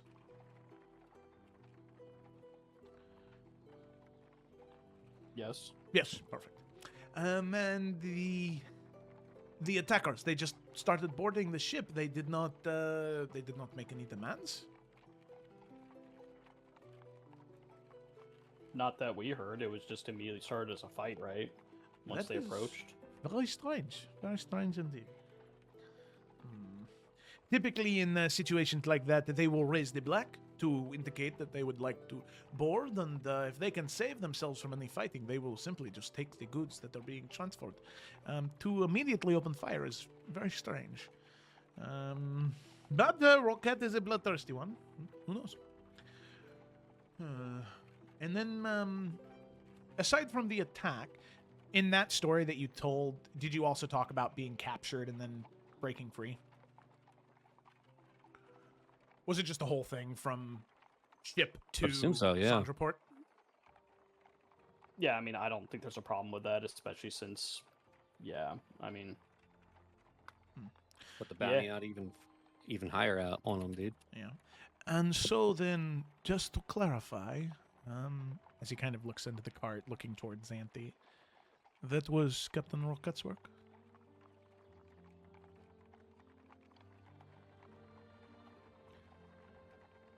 I think Zeddy like looks at him for like a good moment. Yes. You see, he kind of Quite a welcome to this country. He clicks the pen and he tucks it in his pocket. He closes the book. He puts it back in his briefcase, and he reaches back into his briefcase and he kind of looks up to you and he says, "I want you to know that For one, I am incredibly sorry that your introduction to our beautiful nation was that of the savagery of pirates. None other than pirates who originated from this country. I know that it is a small drop in the bucket, and it does not compensate for what you've lost in any way. But I intended on partaking on my way home after a long journey, but perhaps if you enjoy the taste of the vineyards of Solele, and he pulls out a wine bottle from his briefcase, and he will sort of gesture it to probably Merrick, since you're outside the cart, and gesture it to you, sort of the base of the bottle towards you, the label. This is a vintage from a vineyard, one of its only kind in the deserts near Sable-Marché. A beautiful, beautiful, beautiful taste.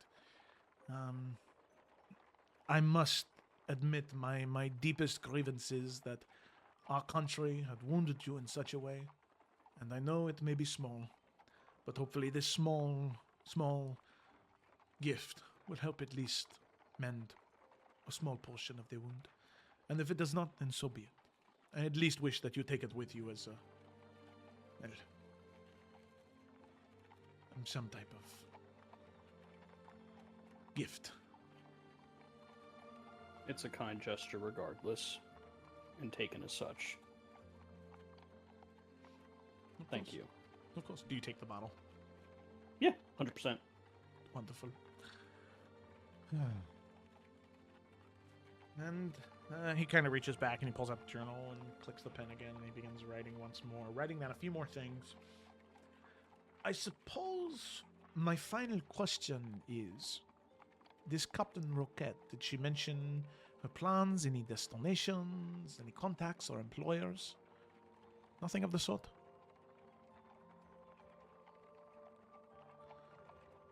Glances to the three that were with him. Did she? I don't remember. Or was she just a bitch? No, she's just a bitch. Yeah, I think she was just a bitch. Nothing, it would seem.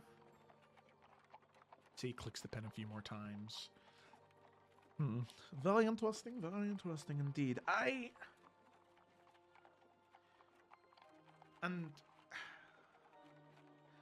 apologize for this, to bring up something that is so recent, that is so grim and so grave, but the reason for the wounding, for the horn, at least what you had said earlier, it was just an act of gruesome violence. Was there any reason in particular she did what she did? She has a fragile ego. Mm-hmm. Yeah. But there wasn't anything that set her on in particular. Did you provoke her? Did you? I'm just trying to see why she would do that. I feel as though we provoked her not. We were assaulted by a pirate. I feel as though anything we said in that moment would have provoked her. We were simply asking why we were being captured and attacked and trying to buy time to get ourselves out of it. So then you were asking the questions and she was answering, and then out of spite she took the horn. I think you're misunderstanding. We were captured. We were giving... Well, we were being mouthy, to be honest. To be cruel. That is what happened. Are you looking for something more? I don't understand. Are you tracking down this pirate for specific reasons? Is she known for taking out merchants along the path? Is this... I suppose, what more do you want from us, other than to relive this over and over again? Real quick, Kaylin, I'd like you to make a... I'm gonna say persuasion because of the latter half of it. Okay. Even though in the beginning half you are omitting why she took the horn in the first place. Am I? am I though? I mean, it's one of those things where it's Yeah. not like I'm necessarily lying. I mean, yeah, because she took her because we're lying to her. We're just saying, no, we don't know why. You're omitting the main reason that you do know. So Which is what a lie is. Which is why in the second half it was more of a plea to emotion. So we're gonna go with No, I persuasion. agree. Yeah, you weren't Is lying there the a whole reason time. we can't? Is there a reason we can't just say, yeah, we thought we were gonna die, so we fought back? Well, it's just because he's prying. He's prying really hard. I think that's why. Yeah, true. Yeah. God, 13. bro is doing his job, all right. He works for the Nah, bro. he works for the CIA, all right. All right. 13. Very interesting. I am very sorry for prying into such a very obviously emotional and sensitive issue. I do not wish to make you relive a traumatic experience that you have gone through, and so the questioning stops here. He clicks the pen, he shuts the journal, he puts both into his briefcase. Any information you have gathered? Where does it go from here? Simply to, well, who you work for? Yes, to be fully transparent in the matter, what will happen now is I will return to Lumska. I will, on my way there, write a formal report, submit it to the office, and from there it will be processed. A bounty will be adjusted on Captain...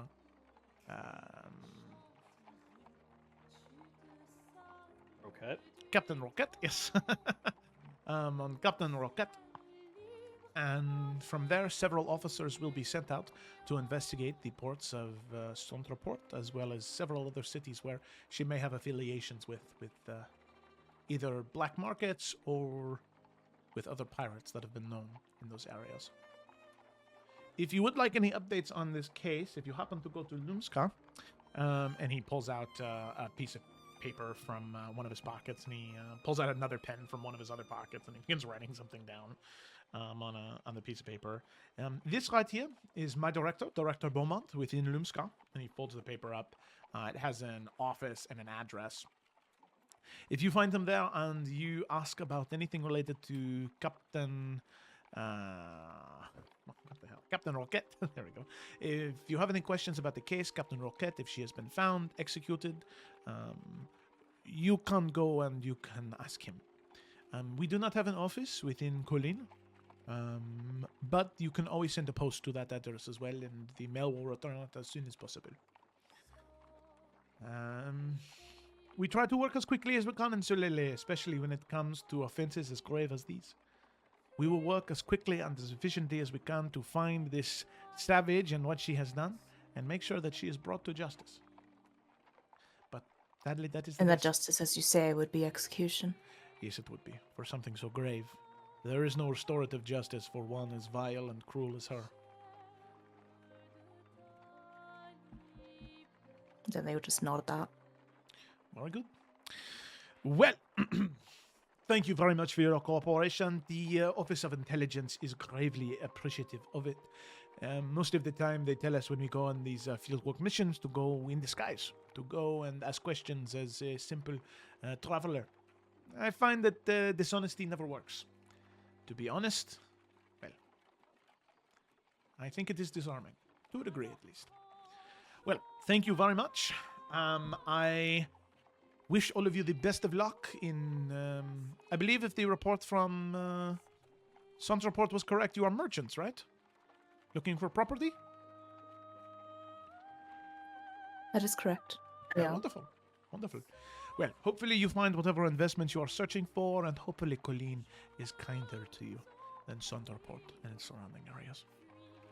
Well, enjoy the rest of your journey, and please, be safe. And with that, he will give a bow, and he will head back up the road to where he was talking to the caravan master, let him know that he's done, and then he'll head off the road a bit where he had a horse tied up that he'll untie and mount and head back north towards the road that would lead to Loomscar. All right. There you go. Look at that. And who said the CIA isn't friendly? Yeah. Okie doke. It's like, Alrighty. No detect thoughts there, Kaylin? no, I thought about it, but I didn't want to. I haven't been rolling great, so I didn't want to roll a poor sleight of hand and get caught because that's not great. So. Mm-hmm. Okay. Alrighty. So with that, all of you continue to head south until eventually you do arrive in the Whispering Wood. Now, the Whispering Wood itself is this vast, vast, vast forest, where as you've been preparing your approach, there have been a great deal of whispers among the individuals that are still a part of this caravan that didn't depart in Solibruv, where this is where a lot of ancient magic kind of rests from the later years of the Third Age. There are trees here beyond that are ancient beyond measure. Massive oak trees, beeches, and these strange species of trees that names have been forgotten. The canopy is so thick here that twilight descends even though the sun hasn't fully set yet as you're beginning to make your way through. The temperature drops 10 degrees the moment you enter the tree line. Outside noises fade away. There is this profound quiet that's only broken by wind on high branches. This place is strange. It's different. And you can see there are tombstones and statues that have been broken and have fallen over. Names of great knights that have worn away. As you enter the Whispering Woods. All right. Perfect. So.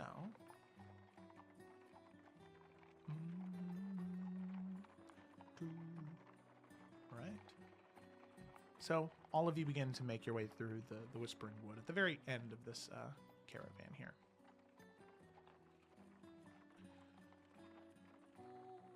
Shortly after entering, though, all of you are sort of peeking out the windows, looking on either side of the road. You notice the trees themselves first. Several of these massive oaks have faces on them. Not carved, mind you, but sort of these natural formations in the barks and not. Faces aren't threatening, they don't look angry, they're just present. They're just sort of staring out onto the road. But as the caravan passes, the eyes seem to follow the caravan. But there's one oak, much larger than the rest, that has an expression of sadness plastered on its face. But you slowly move on. Further down and further down. Now, the rest of the evening of travel goes very well. There's no attacks, there's no danger, there's no nothing. Eventually, night falls. The caravan pulls off to the side at a stop that it seems as though it does quite frequently. And, well, everything is unpacked. There are small accommodations that probably closer to something like a motel, really, you know, where there's just a whole bunch of, well, not a motel, more like cabins that are kind of set up in this area. None of the trees are cut down.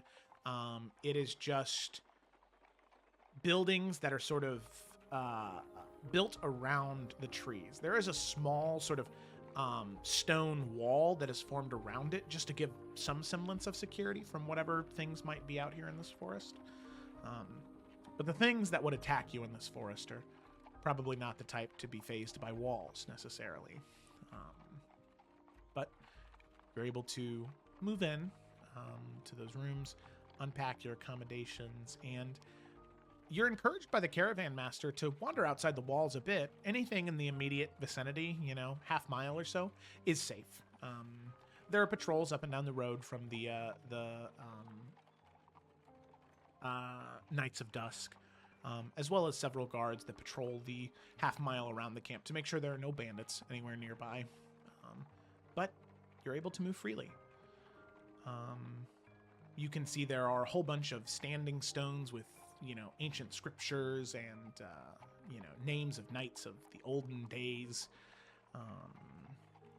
as well as, I would say those of you with higher passive perception can see off in the distance, there are these small motes of light that kind of blink in and out behind the trees. You almost think they're fireflies, but it's way too cold for anything like that, and the elevation's way too high. But one of the Solelan merchants, you hear them kind of talking about the feux follets, or will-o'-the-wisps, which are something that are very common in Adarian folklore as well. But you see them so clearly. I mean, fading in and out, but there.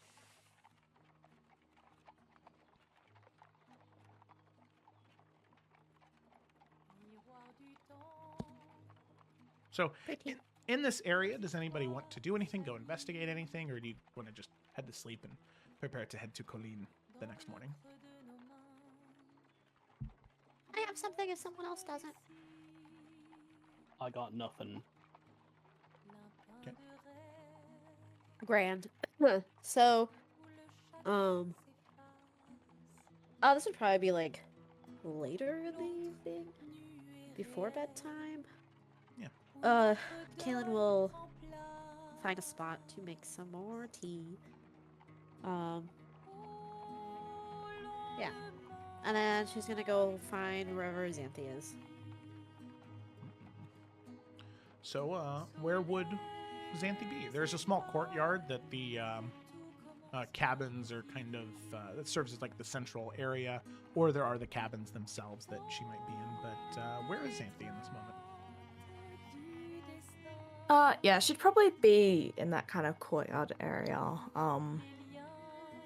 Just like a little off to the side, just like enjoying like the evening quiet. Yeah. Kaylin would very cautiously approach. Kind of like putting the tea in front of her first before she steps any closer. And she'll just say, "It seemed like you liked the first time, so I wanted to bring you some more." It was decent enough. Kaylin stifles a smile, and then she will offer her the cup.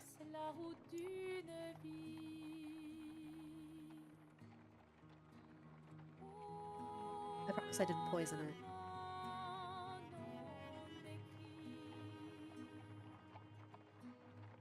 Yeah. Be a poor thing to do out here anyways. Imagine there would be quite the commotion at home if one of us didn't return. Kaylin will smile at that, and she will sit next to her, not too close, but she'll sit down.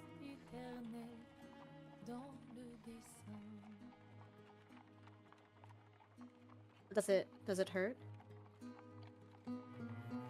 Kaylin kind of gesturing to her horn.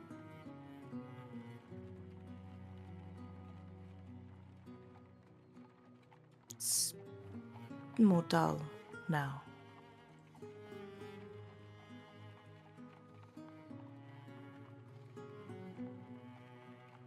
When I lost my hand, Memories. I would wake up and I would feel as though it was still there. And then in the next moment, it would just be this intense pain. I didn't know if it was the same.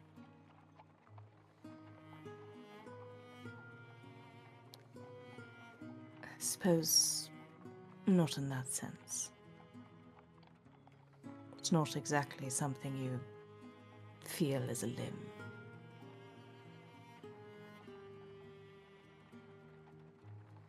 What is it like? To have them or to not. both, I guess.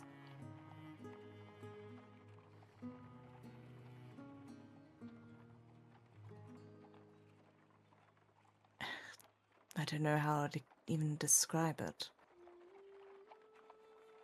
It's... I suppose a weight you don't know that you have till you don't.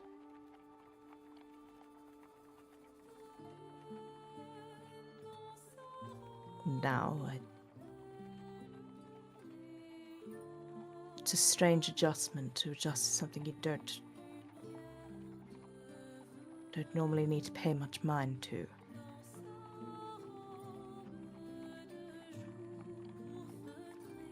Then there are moments when the wind will pick up, or feel against where the break is. It reminds you too much of that it is, that it was, there at all.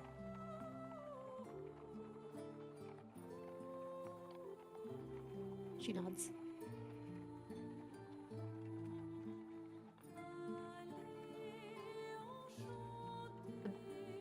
I'm sorry that it happened.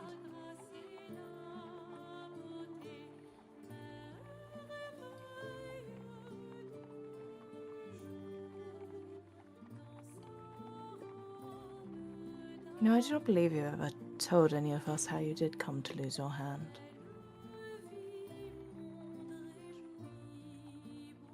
No.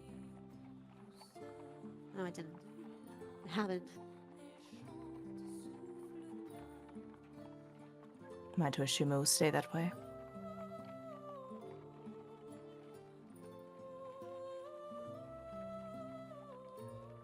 A long time ago when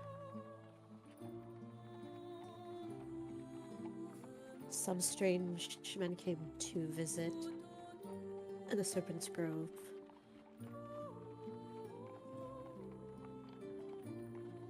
They were looking for something, I guess, and when I walked into my home, one of them had a blade to my mother's throat.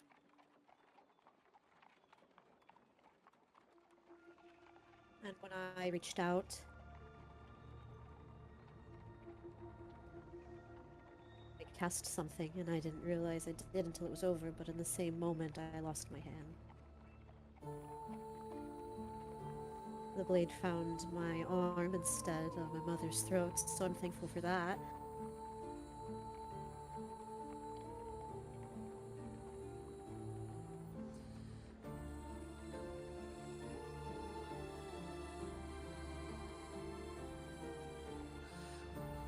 You don't know who those men were?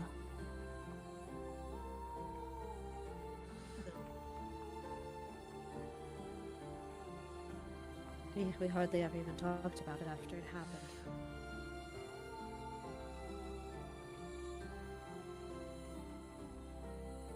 But I gave away a piece of myself to gain something else. At least that's the way I think of it.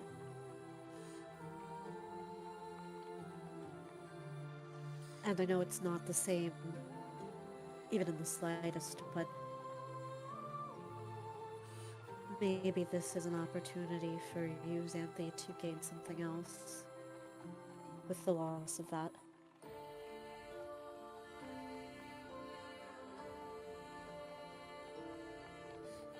I don't know, maybe that's silly. How do you mean? What do you think you gained?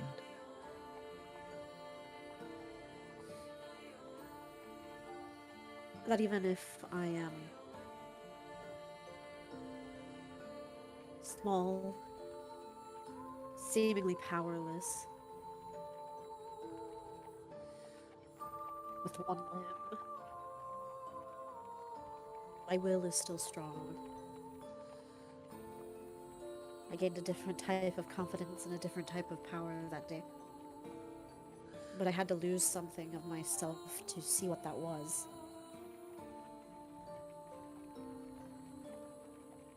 Even though I hate to admit it, Xanthi, you are the strongest person I know. And to see you lose something like that, and to suffer the way that you did was horrifying. Even for me to watch, and I can only imagine how it felt. Captain Roquette will receive consequence for it. Not by my hand, then. And I should hope. By the god that exists here. By the way, she will not be walking alive. I trust that. I do.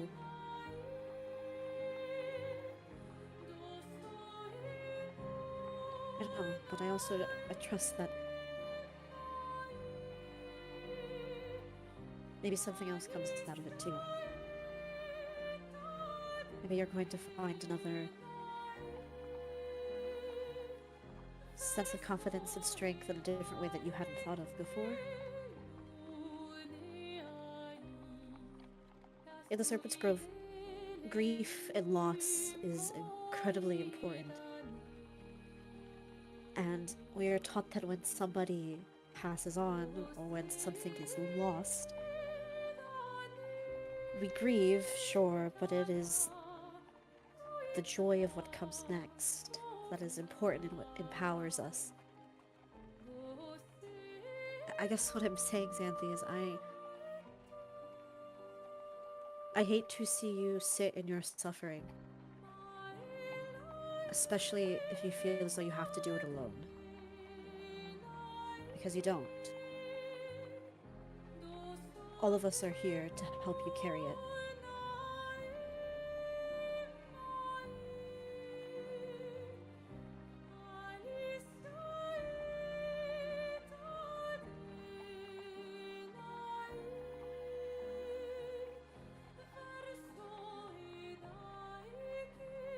The two of you. And she's just. Go ahead. Yeah, Xanthi's just like staring at Kaylin for a while. You can see she's like not really sure what she wants to say.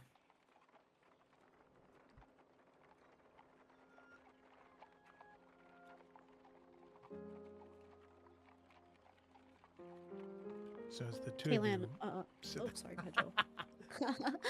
As the two of you, as the two of you sit there, unless anybody else has something they want to add. Nah. As the two of you sit there for just a moment in Well- silence. God damn it. You see this kind of miraculous thing happen in this courtyard, and off a ways on the road, you see these like moonlit apparitions almost. Not ghosts, not specters. They don't have any volition or will. It's almost like projections. These echoes of people that have walked through this forest, that have lived their lives and experienced part of it here. The forest still connected to them in some way, and seemingly connected to you as well. You see, at least initially in this moment, the first thing both of you see is you see what looks to be some type of dancer performing in this courtyard. But you see she keeps going for this move, this very complicated twirl, and she keeps falling. And she keeps falling. And she keeps falling and falling and falling. Until eventually on the umpteenth try, she completes it. And she finishes with a bow, and the apparition fades away. And then you see what looks to be a young man and a young woman. The young man proposes to her. She accepts. They hug. They embrace. And that one fades away. And you see all these small moments of like heightened emotions that are just being replayed in this courtyard. It's very strange as the two of you are kind of sitting there in silence together.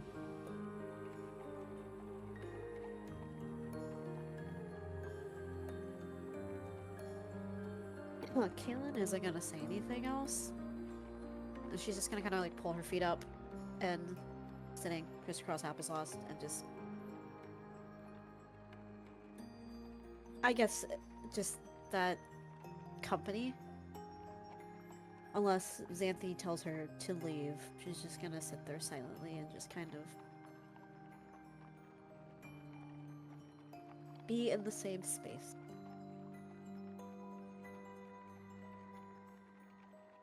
It's time to leave. Yeah, I mean, Xanthi's not gonna get you to go away or anything like that. And I mean, she will, like, after that conversation kind of teeters off, she will, like, take a sip of the tea and all that. And eventually, like, as the night kind of goes on, she will just stand up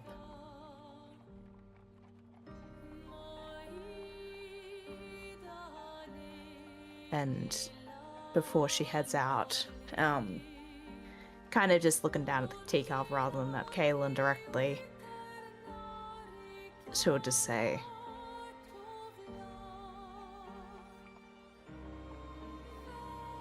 I'm not going to get into the habit of losing things or being pitied. Growth can come from its shore, but it is scars.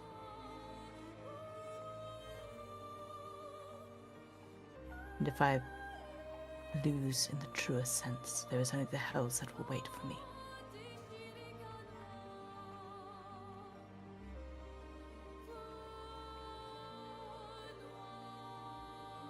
There's no peace like whatever those spirits are. Whatever you may find, whatever your mother may have found. I'm not losing everything.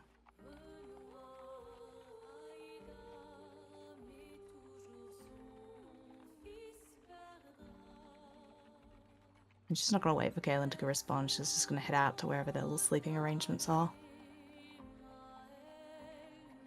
Yeah.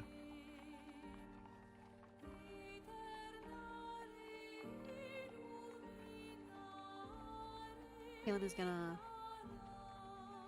look to Samson, who I'm assuming has taken Xanthi's spot now. Yeah, he waited a good distance away. He didn't want to ruin anything. I think she's very sad. And I don't know how to help.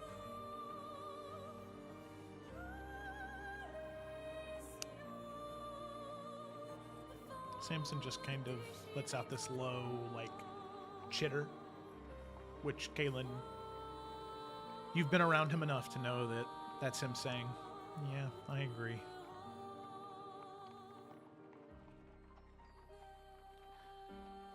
And, He just kind of like chokes back a tear, and she's just gonna kind of curl up right there with Samson. Kaylin, as you sort of sit there, curled up next to Samson,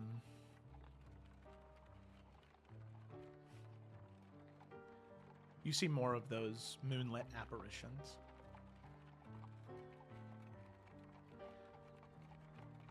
Different people from different ages, from different times. Their features not discernible, just these kind of vague shadows. But there's one that you see that lingers a bit longer. It's a woman, older, maybe in her 30s, maybe, pushing a man in a wheelchair down this stone pathway, deeper into the forest. Maybe a father and a daughter, you're not super sure, but you hear the man laugh. You hear the girl laugh.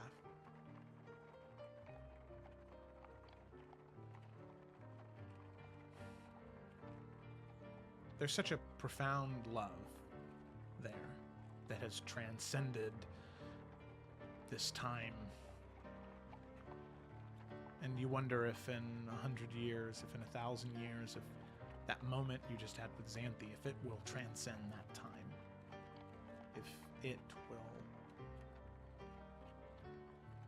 If it will be one of those moonlit apparitions that someone sees 100 years from now. But it's a question for tomorrow and for the next stage.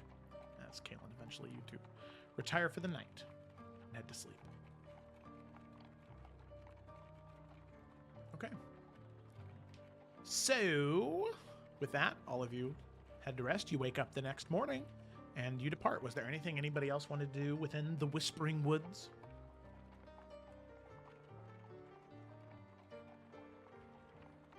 I just have a little tiny question. Yeah, of course. In the Whispering Woods, does Edwin get any whispers? Specifically, voices. I think that at one point in one of the nights, is it one night or? It is, you're only staying here one night, but you'll be exiting the Whispering Woods on the next night. So you'll be here for like 1.5 nights. I think Edwin just has like a slight superstition, right? And he's like at one point in the night kind of looking at the gauntlet. Not saying anything, just like staring towards it, expecting something.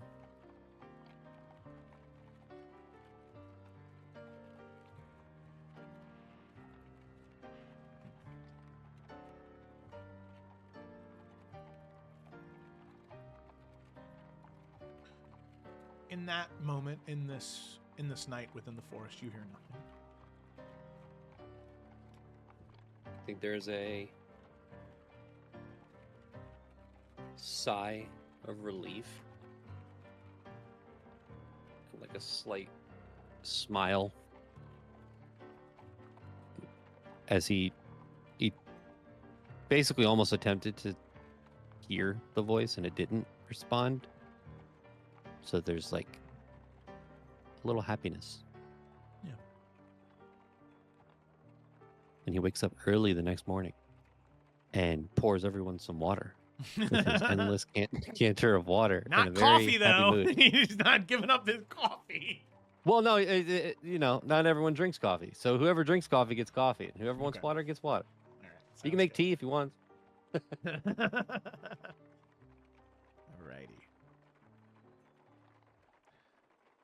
So with that,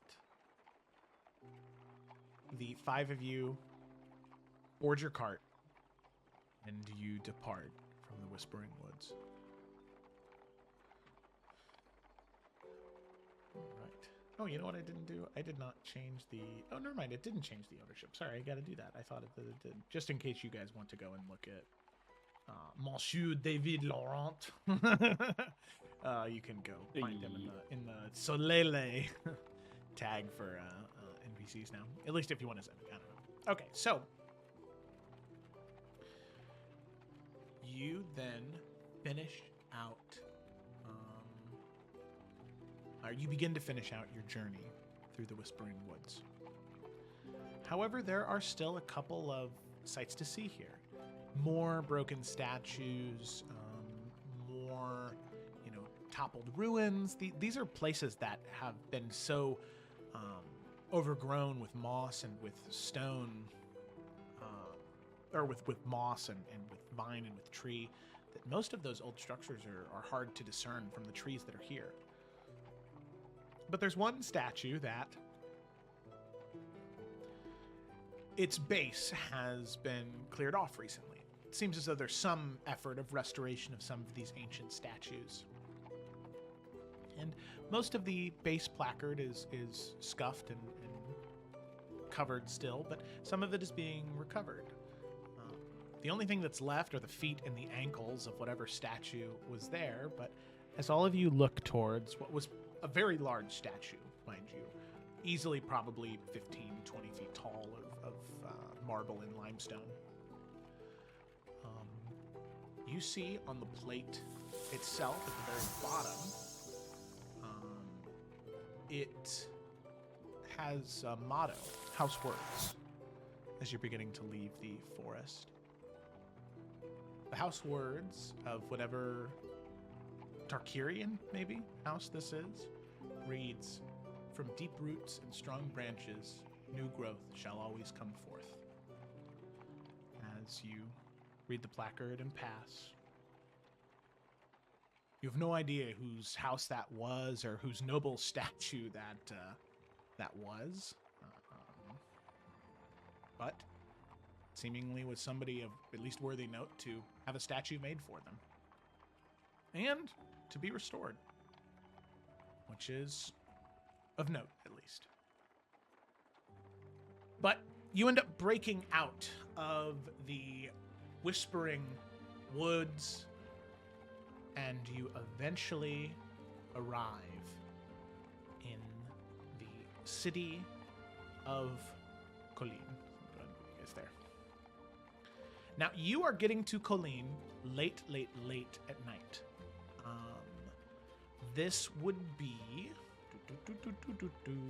probably 9-10 o'clock at night after making your way out of the forest and to the gate and through the checkpoint at the gate for Colleen.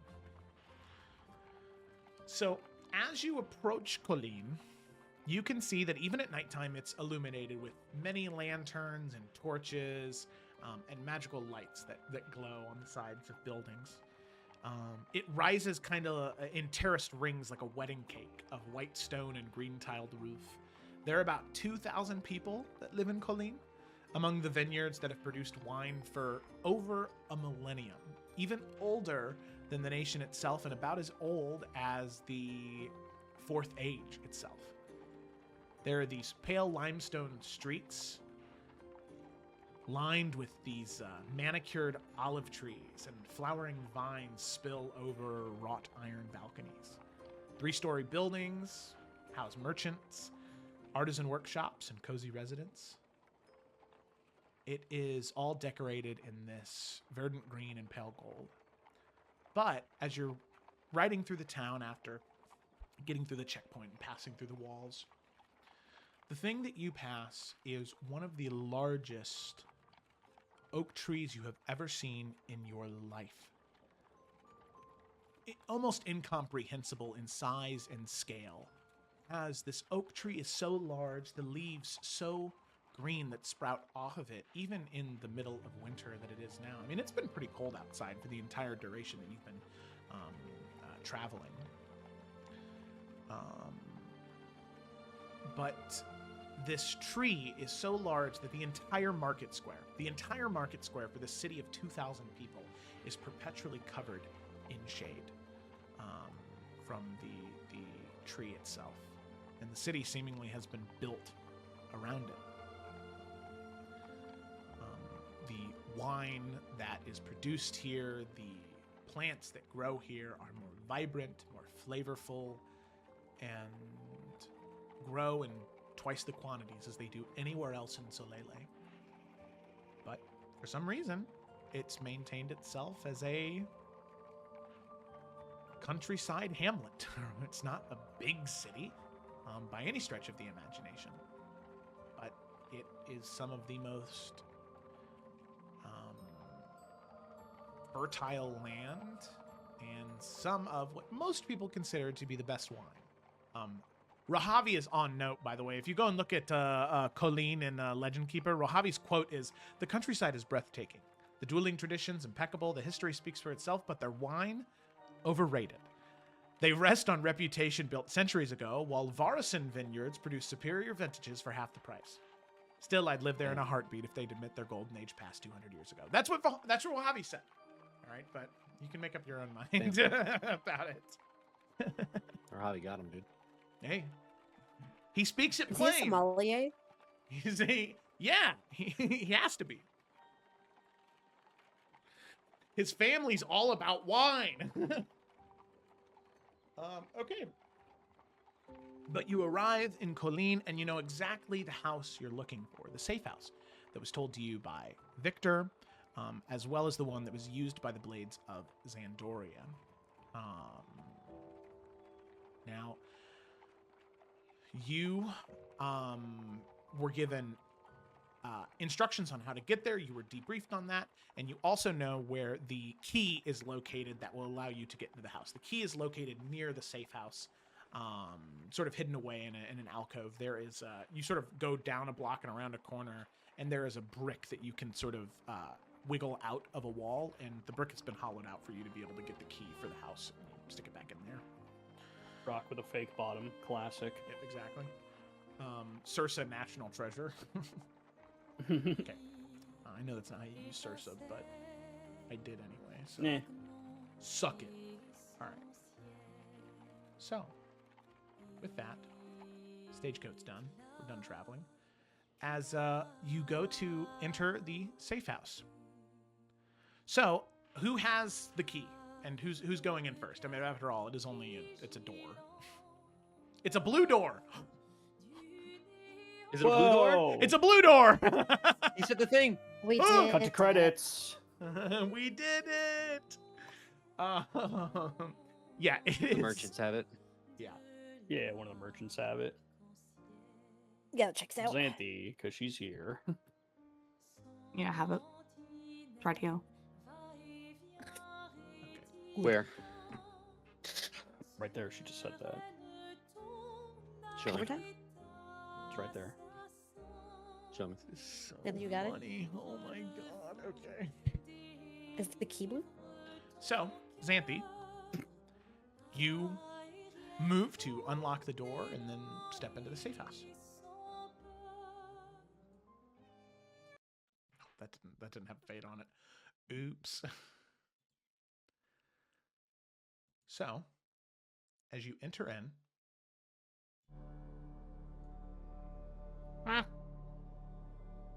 Uh-oh. Why is It's the music pirates. scary? God fucking damn it. Wait, were we... What? so as you enter, you click the lock unlocked and you step into the house. It's on a quiet street. Most residents are inside for dinner at this point. Lanterns glow. There's really no one outside in this moment to watch the five of you enter.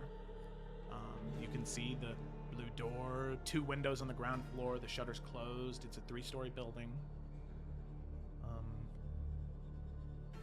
You unlock the door and you step in. You take a few steps in into this dark interior, none of the lights on, and there's a trap that springs. A whip, crack of a rope, a yelp of surprise, and suddenly Xanthi is suspended upside down in the air, rope tying her ankles together, bound tightly, swaying slightly.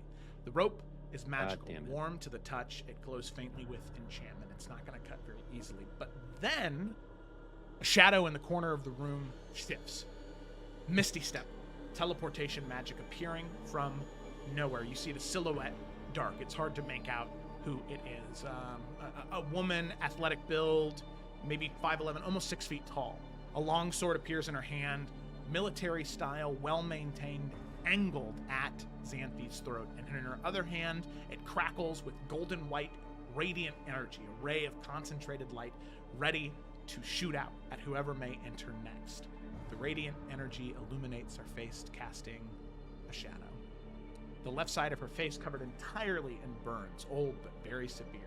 Skin is waxy, pulled tight, discolored. Her left eye is this milky white, damaged by fire, but her right side is beautiful, sharp cheekbones, dark skin, very intelligent eye. And in a low, controlled voice, she says, "Don't move." And Xanthi, being as close as you are with the light, you recognize this armor. Considering the time that you spent, or you recognize the blade, not the armor. The armor is that of Soleilin craft, but the blade itself are those wielded by the knights of, or the blades of Xandoria, the sort of honor guard of House Astralor.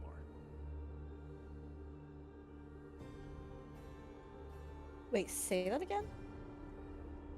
So the sword itself seemingly is that of the same weapons that the Blades of Xandoria use. The same people that were ambushed here almost 2 months ago, that only a few survived from. That's one of their blades. That's one of their weapons. Got it.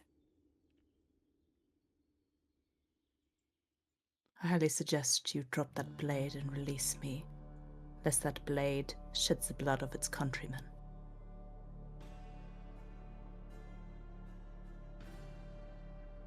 You are not with the Ember Hierophant?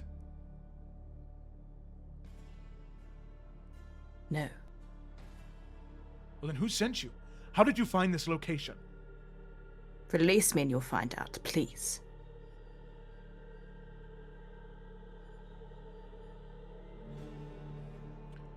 You can see she sort of points her hand off to the corner, and you can see there are 4 bodies in the corner. Individuals wearing dark robes, sort of a bloody mess. There have already been 4 cultists that were sent after me in this safe house. If you all are with the Ember Hierophant, I will not hesitate. And you will I can not assure you stand a we are chance. not cultists. Please, if we could de-escalate the situation, we could discuss. You see But the if you'd one be so kind eye to let her wild, down. intense, Ooh. looking back and forth between all of you, between Xanthi, between the bodies, unsure of what's happening. A woman exposed to trauma and stress and injury. She doesn't know what move she needs to make next. She doesn't know if she can believe all of you. And before we can know what decision Captain Lysette Moreau will make, that is where we're going to go ahead and end tonight's session. Woo woo woo woo woo! I'll go ahead and share Captain, or Blade Captain Lysette Moreau.